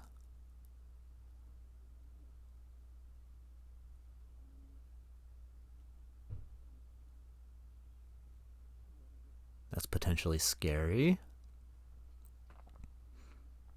Okay, still blocking. So you're going to be at 7. I'm going to be the Monarch. And I'm going to have a way to deal 7 damage in play. So, ball's in your court, Ultimateo. Ball is in your court.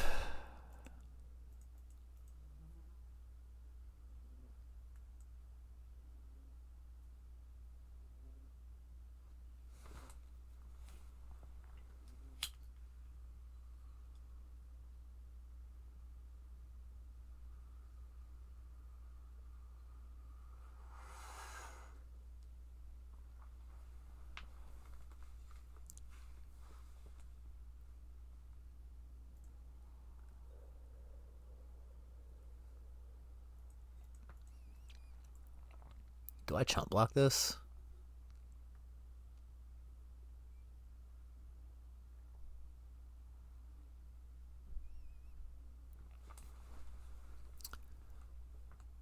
I don't really approve of this attack. Excuse me. If I chump with the Smuggler's Copter, I get to loot. Excuse me. If I block with the Blood Tithe Harvester, I can persist it and then use it to crew the Smuggler's Copter.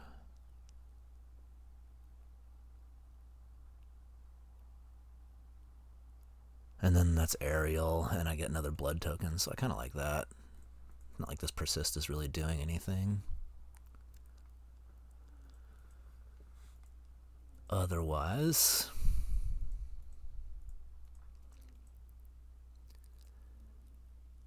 and that attack just like makes me think that I'm kind of in danger, so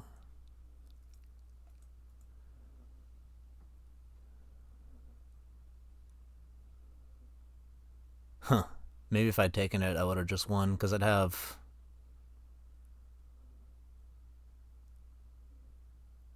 I'd have 3 attacks and they'd block 1 and I'd only get in for 5. Okay, never mind.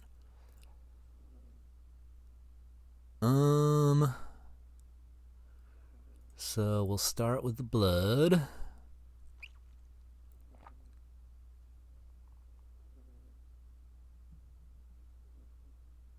Don't think I'm ever gonna have time to play a tapped land.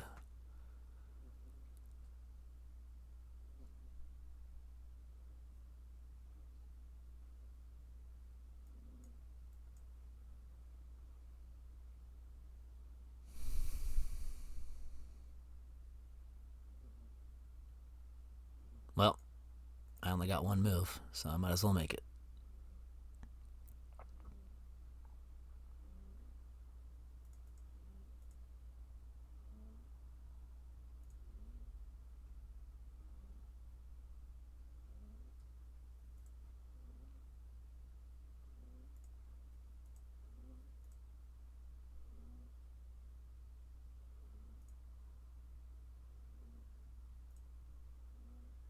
I have 1 mountain left and no swamps left. So maybe I'll just discard the swamp and search for the mountain. Get that last basic out of my deck. But I should do it before I draw for Monarch in case it comes up.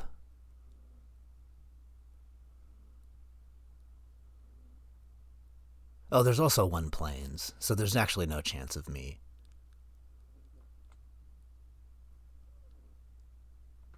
making it so I can't fetch anything if I draw for Monarch first, but there's not really any reason not to shuffle either. Just get 1 whiff out of my deck, 16 cards. Kind of marginal, but, you know, might as well. Might as well make it so there's one less bad draw.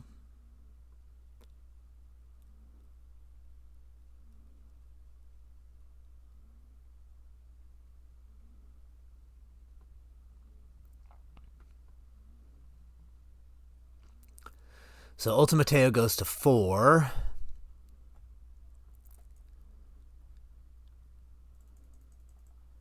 I get that last mountain out of my deck. Suppose I'll leave a red open because there's Burst Lightning in my deck, I believe.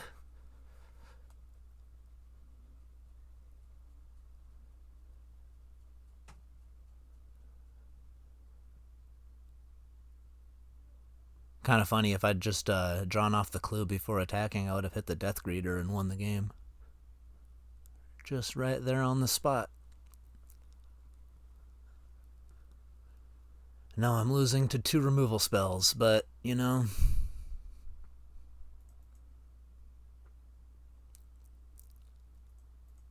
I don't think my opponent has 2 removal spells. At least I sure hope not. I drew the basic. Just talking about how I was trying to prevent that. Okay, research desk. 4 mana to kill 2 creatures. Can it be done? Not with a Noble Hierarch.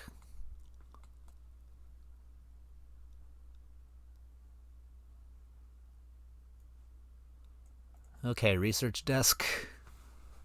Second time's a charm. Getting a Haywire Mite. So we got a Haywire Mite and a Noble Hierarch. That is not enough because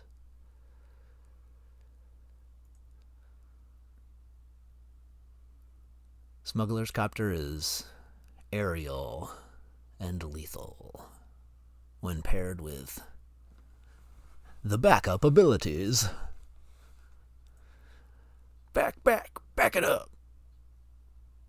Anybody else get that stuck in their head whenever they cast backup?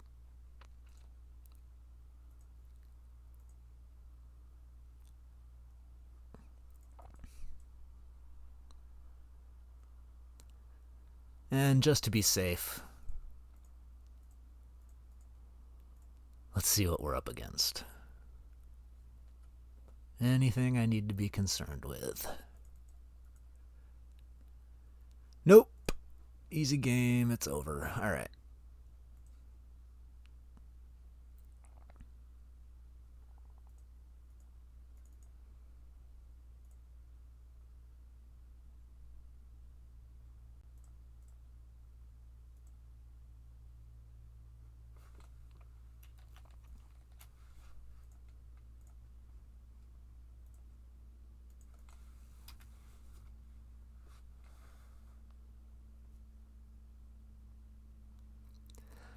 This is a deck where maybe I would consider the balance.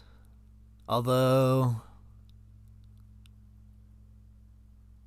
again, I'm like seeing, I remember they had Urza's Bauble, Chromatic Star, and I'm on the draw. It just doesn't really play very well in my deck. I don't have permanents and stuff. And my interaction's probably good enough without it, hopefully. You really want to have like a lot of talisman type permanents, moxes and such. Wow, this hand is really pushing the keep anything with library. But we're keeping. Oh, we're keeping. We can go turn 2 Lelia, so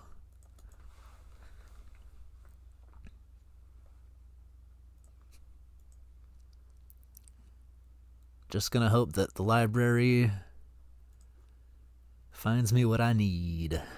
And that is a Black Cleave Cliffs.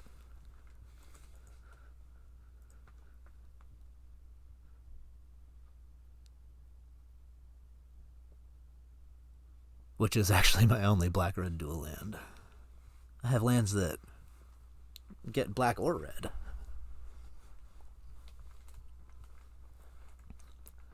But yeah, without the Black Cleave Cliffs, I actually need to draw two things. Fortunately, Library of Alexandria does that. Othari? That's not a swamp. That's a swamp. Okay, so if I go Swamp Lelia, that puts me at 6 cards in hand. Right? 8, 7, 6. And then next turn I'd be back up to 7, drawing with the library again. Plus I'd get the Lelia to look at more cards. Or I could just play the swamp, Thoughtseize them, and then draw end a turn. And then I'm keeping the Simian Spirit Guide for Othari. I kind of like that better, because they're short on cards in hand, so if I'm able to just like stunt their growth here with the Thoughtseize, that seems really nice. So if I take Skull Clamp, that really limits their game. The Unholy Heat is like obviously good against this Lelia plan, but I think that I don't really care actually. I think I'm just going to take the Skull Clamp because that makes it so their hand isn't doing anything, and I just don't have to cast Lelia into Unholy Heat.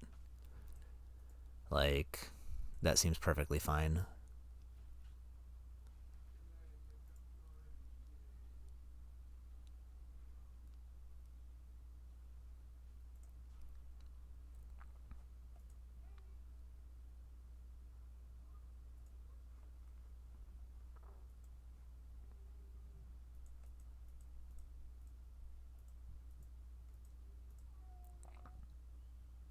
Better than them drawing 2 cards and then finding lands and then actually having plays.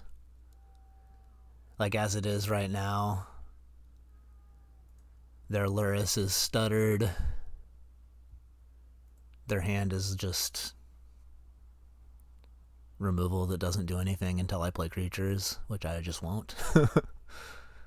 Until they're tapped out.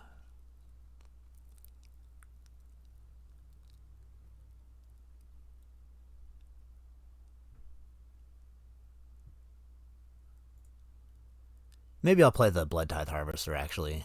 Well, they'd probably just Fatal Push it. I guess Fatal Push hits the Lelia, too. There's no real way to get around it.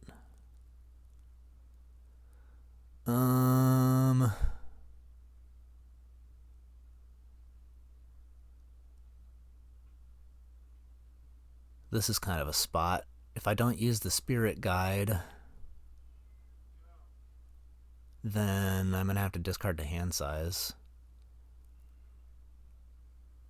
But there's not really anything that I would want to cast. I guess I could just cast the Blood Tithe and let it soak up a removal spell. That's just like one less thing I have to deal with. He'd probably use the Unholy Heat on it and save the Fatal Push. But if he uses the Fatal Push, I guess it's like they're the same card, basically. Unholy Heat might actually kill the Othari at some point. In fact, really soon, because creature, artifact, land, instant.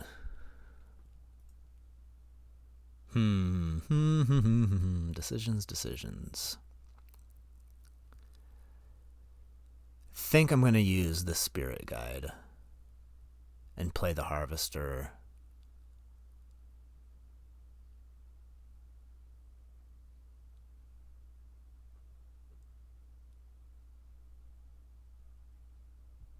Or I could just discard to hand size. I mean, there's not really... If I just go Fabled Passage, pass. They put Luris in their hand, probably, and then on my turn I go Othari. Then what can they really do? They don't have they'd have to like kill their own creature with their own spell and then Unholy Heat to kill the Othari. And that like takes all of their resources out. Okay, I'm going to do that. I'm just going to discard to hand size.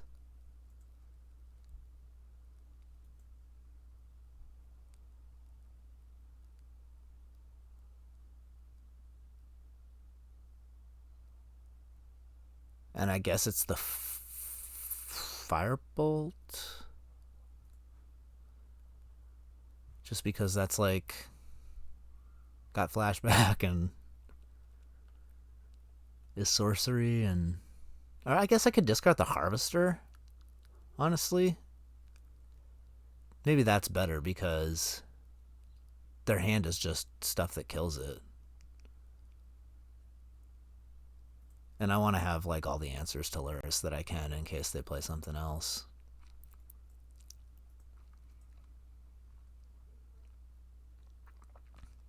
Also, this is like a psychological move. I don't know how much that actually plays in or factors into any kind of decision making, but if you're sitting on Unholy Heat and Fatal Push and your opponent just decides to discard a Blood Tithe Harvester instead of casting it, that's got to make you want to use these even more. So if I do find like a crappy creature like this, if I just like hard cast a Spirit Guide, it probably takes one of them from their hand.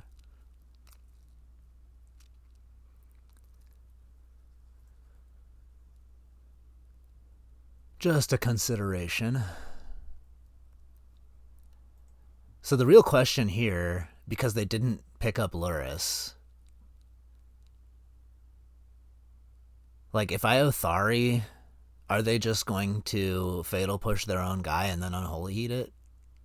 And if they do that, is that something that I would want to have happen?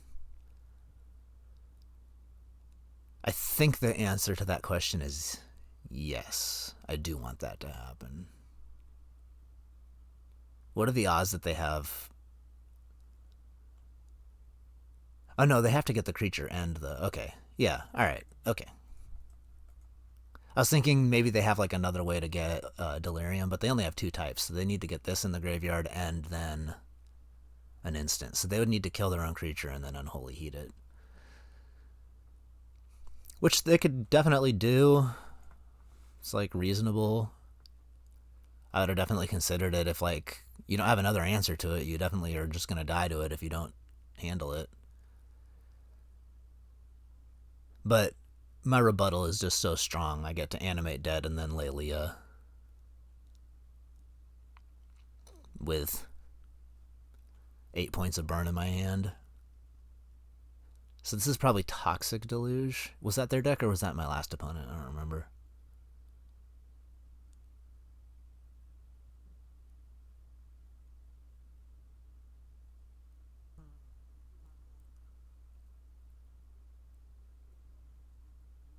It was them? Okay. Well, same thing. I'm just going to give them the old double trouble. Hasty wasty.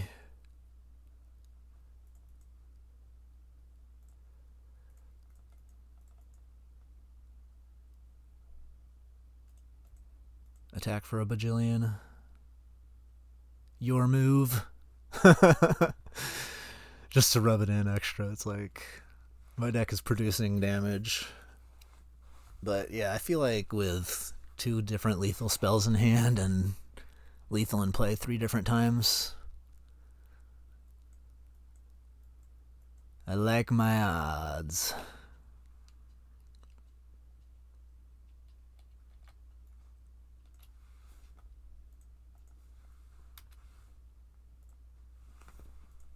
Oh, my teammates are losing.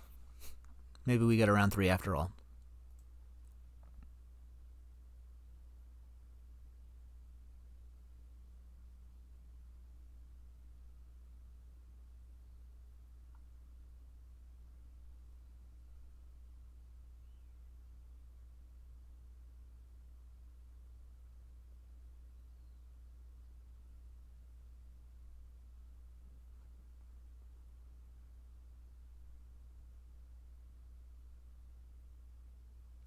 Trying to find my Next opponent.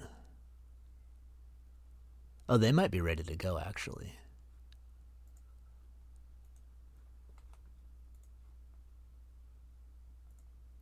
Oh yeah, both my teammates lost their matches. So things are... I mean, we're still ahead. It's 4-2, my team. But we have a chance to be upset here in the finals.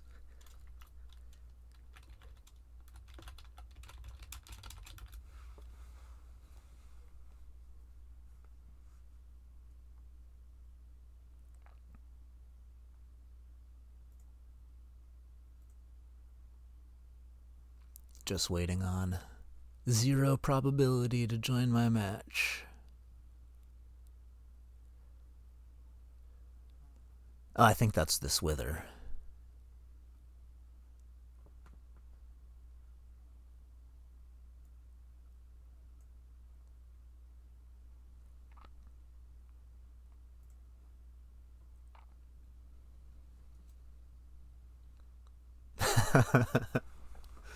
Well, you know what I say about Library of Alexandria.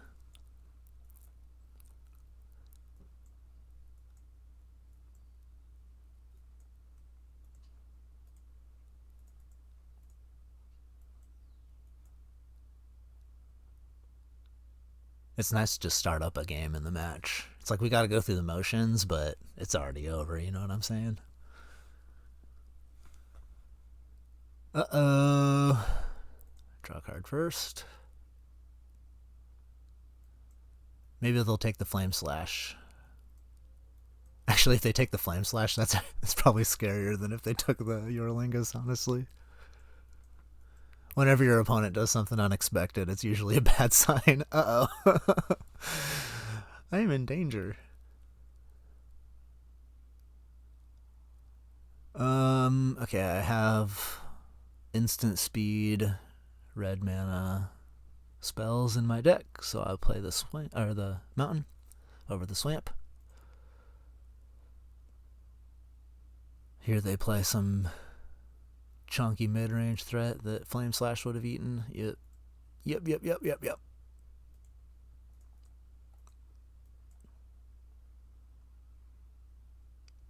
Can't snuff that out.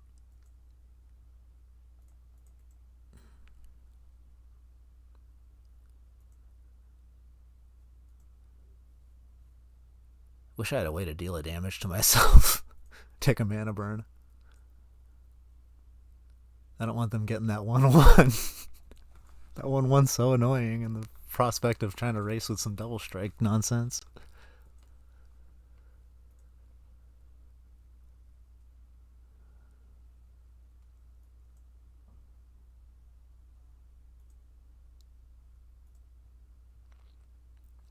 It'll just block. Well, I guess it can't block a 6/6 flying double striker.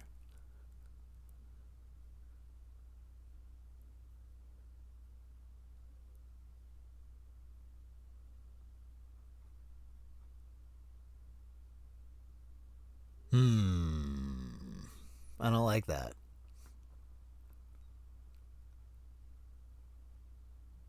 Quit looking at my hand.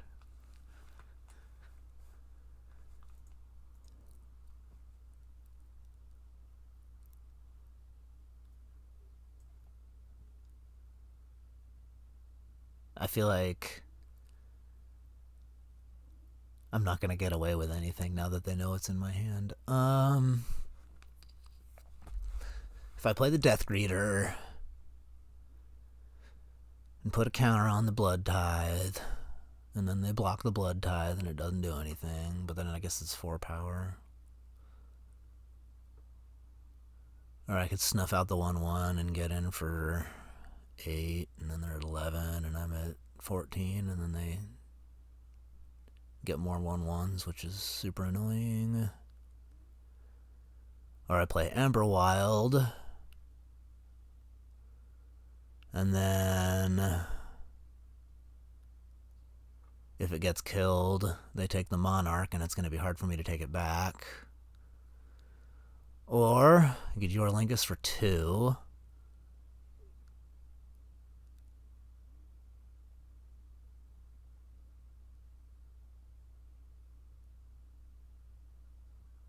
But that seems basically the same as the Ember Wild.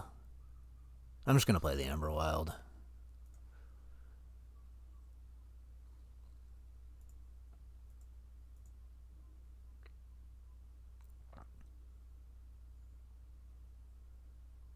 Oh, I'm giving them more 1/1s by attacking. That's not great.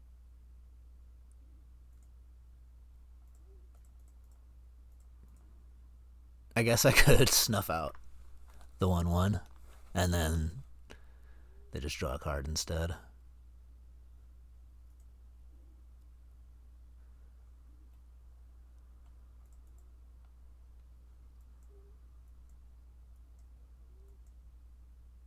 Okay.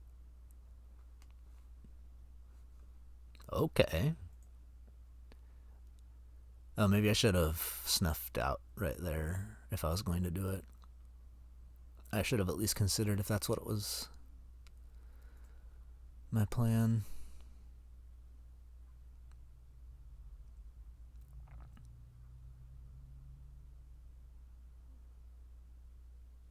Because I don't really want them to get another 1/1.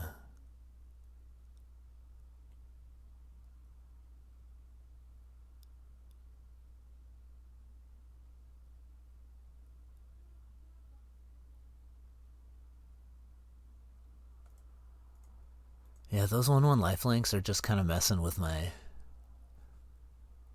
feng shui. I don't know how to put it.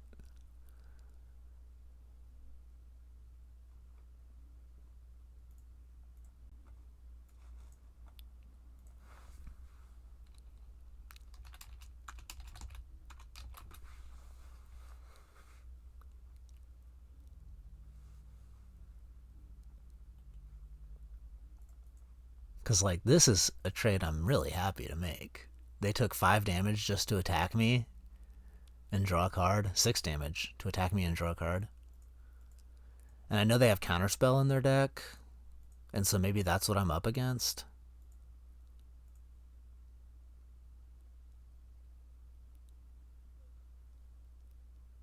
But I don't really feel like threatened by counter magic that badly. Like, it sure buys them a turn, and then they get to steal Monarch, but my threats are so good. Maybe I just lead with just DoorDash the Death Greeter, draw a card and DoorDash.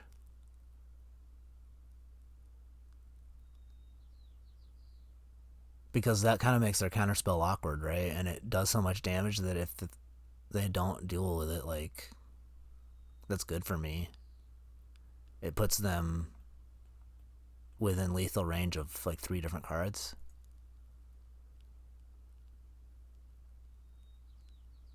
Oh, and now I've got Persist, which I don't think changes my plan here. But it does let me spend my mana more efficiently on subsequent turns, which I like a lot.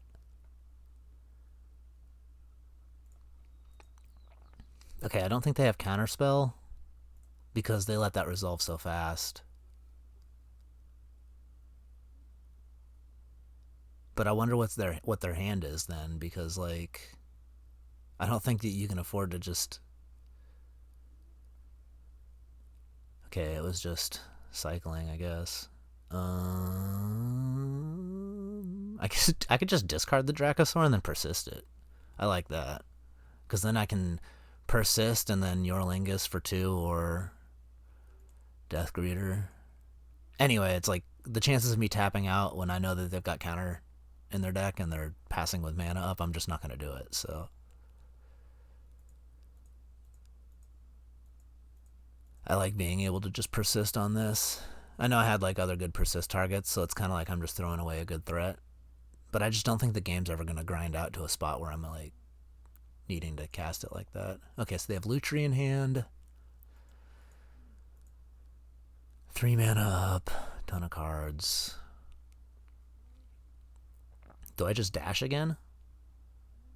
I kind of feel like just dashing again and then persisting post-combat because, like, it either forces the block or them to chump block with Lutri. And I just feel like all my other cards are higher value and win the game on the spot if they resolve, and I'm not under enough pressure to want to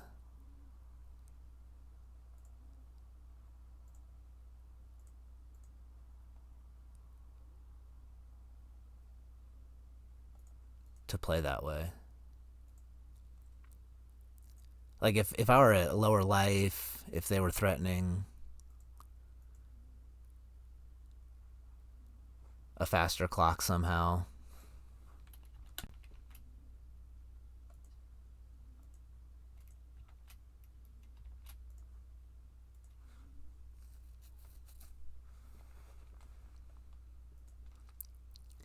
It's like, I guess they could wheel and attack for 7 with the Duelist of the Mind. It's kind of neat. But I do have a flyer now. Oh, I could have, maybe should have got back, actually, the Emberwild, because that makes it really hard for them to attack me. And it takes the Monarch back.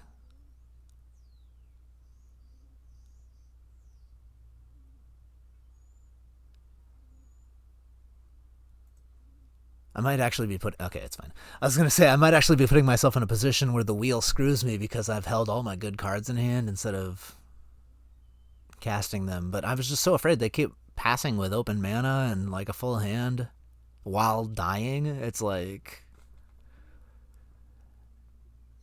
it looks to me like they had some sort of interaction that they were hoping it would line up, and that maybe I was making it really awkward for them. But I don't know, at the end there, it makes me think that they just had nothing, because at some point you just have to address the Death Greeter.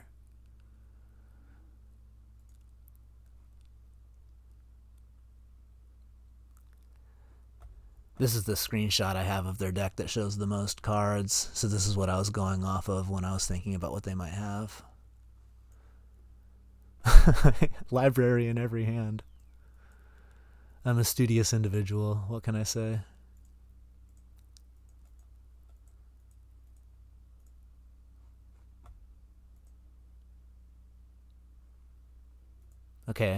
Okay, we got a Mox.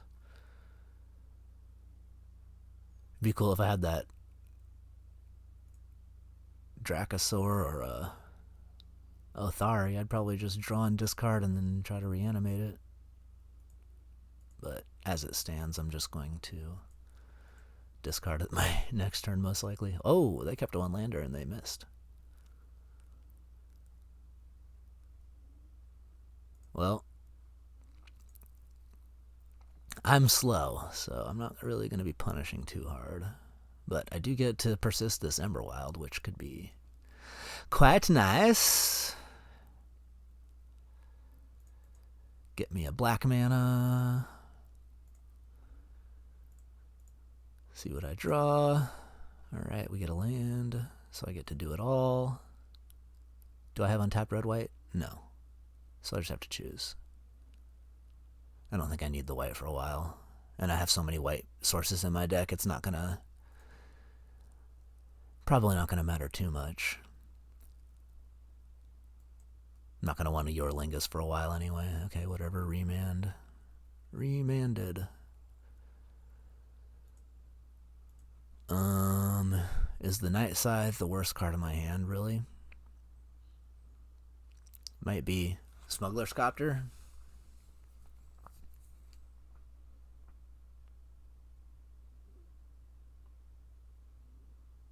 Yeah, I think it's just Night Scythe, because it's more likely that I'll double spell with a Smuggler's Copter. I just keep my hand cheap.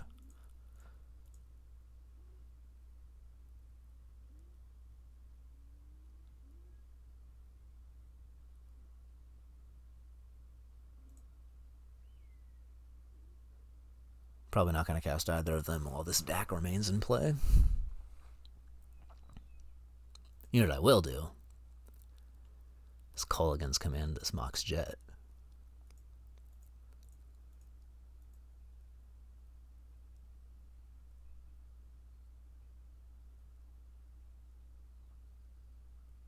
Maybe. Discarding 2 removal spells. I don't know if that means that they've got more removal, or if they just feel like it's not going to be useful. So if I Kolaghan's Command, I don't feel like making them discard a card is very good, and dealing 2 damage to Dak Fade and also doesn't really do it. I guess I could just lay Leah and crash into Dak Fade, and then that sets up the Kolaghan's Command killing it next turn. And then I have like a threat in play. Kind of like that.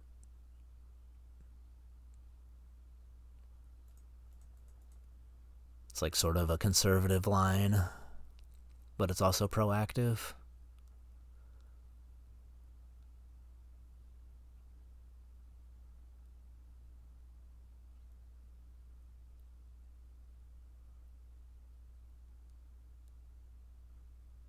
Okay, Force of Will. Now that Kolaghan's Command making them discard a card actually feels like something.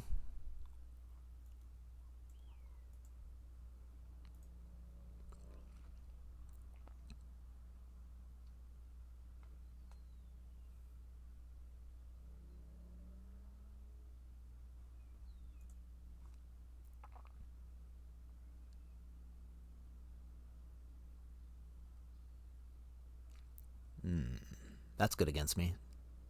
Probably not good enough, but still. I mean, I don't even know if they can take the Kolaghan's Command here because Animate Dead, Persist, Fourth Year Linkus.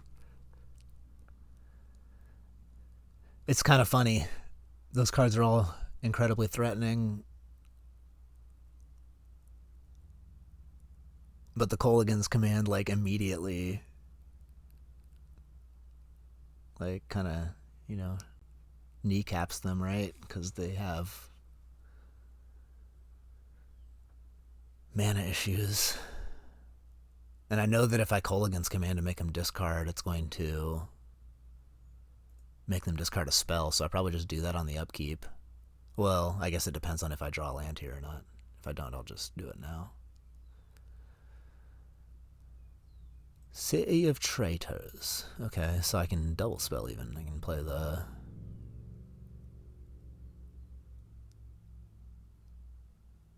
Well, I could Kolaghan's Command and Persist. I kind of like that.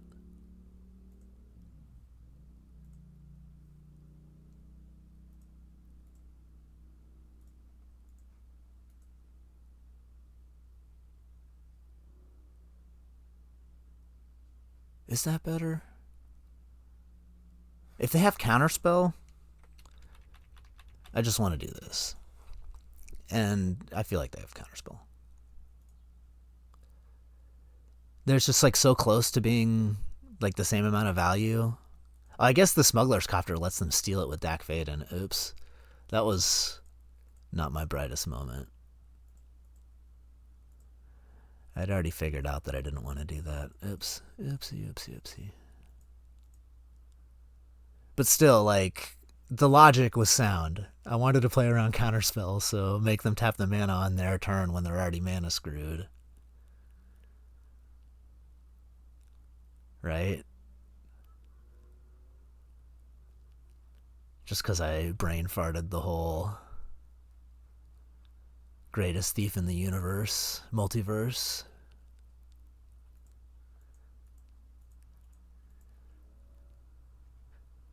Yeah. Okay, well, they 100% have Counterspell. 150% chance of Counterspell.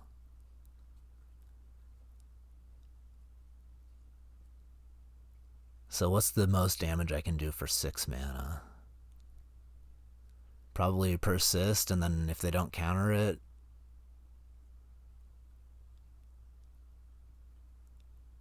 play Blood Tithe and just pass.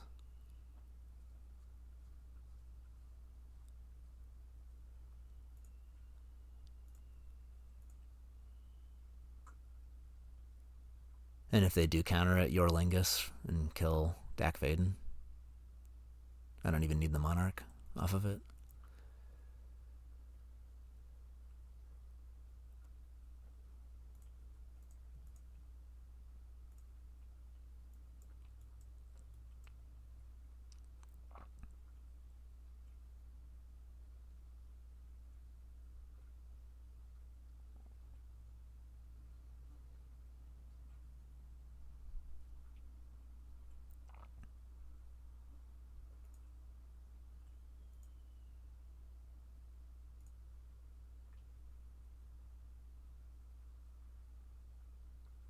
I don't really feel like cashing in any of the cards. Plus, I can still do it if I want. After I draw off Monarch, I might as well just delay the decision there. Probably will throw away the Parlor for a card.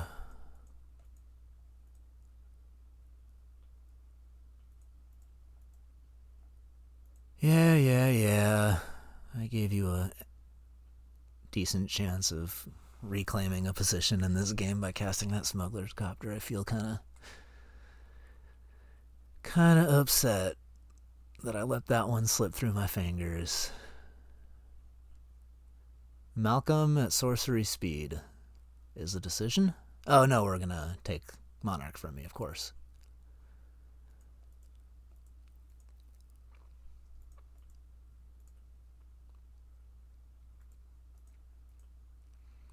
But of course.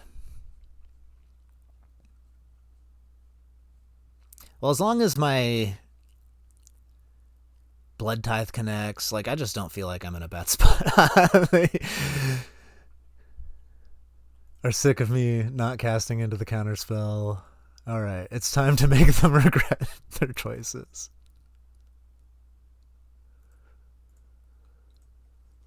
Oh wait, did I want to save that so I could just freebie kill the Malcolm? Man, I am just not playing heads up right now. Alright, so I will just Othari then, and then I can Burst Lightning the Malcolm.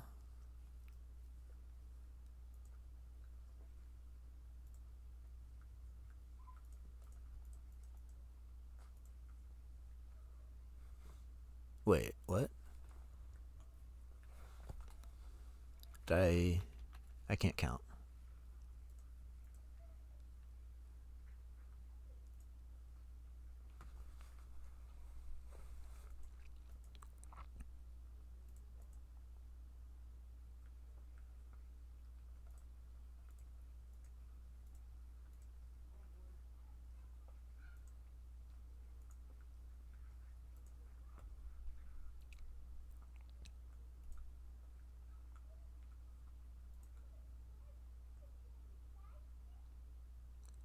So this is way better because I can just delay the decision again.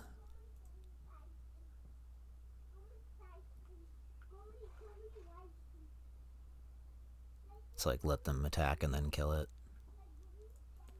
That way I don't have to lose Monarch.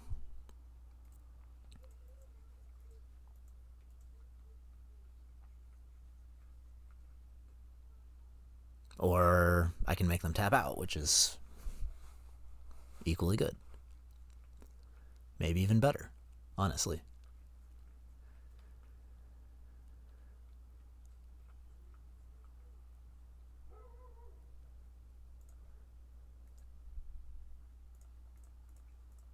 Because I'm going to tap out. No, let me do it. Let me do it.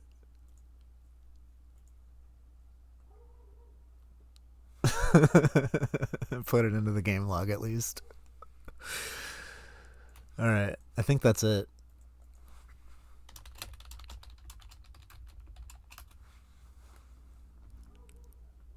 3-0! Good thing I recorded this one.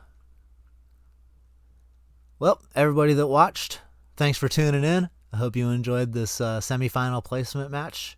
This secures my team, Taco Tuesday, 3rd place in the LSV Divination League. The next league is going to be a league that I'm collaborating with the folks at the Divination server for. It's going to be a fun one. Single player, so you don't have to have a team. It's just going to be pick-up drafts throughout the week. Choose your cube. You get a point per win, and then you can draft 4 times per week, and then your top 2 results will count toward the leaderboard. So let's say you draft 3 times, you go 2-1, 3-0, and you have an 0-2 or something that you dropped. You just get rid of that last result that you didn't like. Your 2 good results go toward the leaderboard. And then at the end, I'm going to take the top 8 players and pit them against some cube specialists for an episode of the Alpha Frog Invitational, which should be a nice fun one to watch. So yeah, check out the Divination Discord for that, and I hope to see you there. Cheers. Have a good day.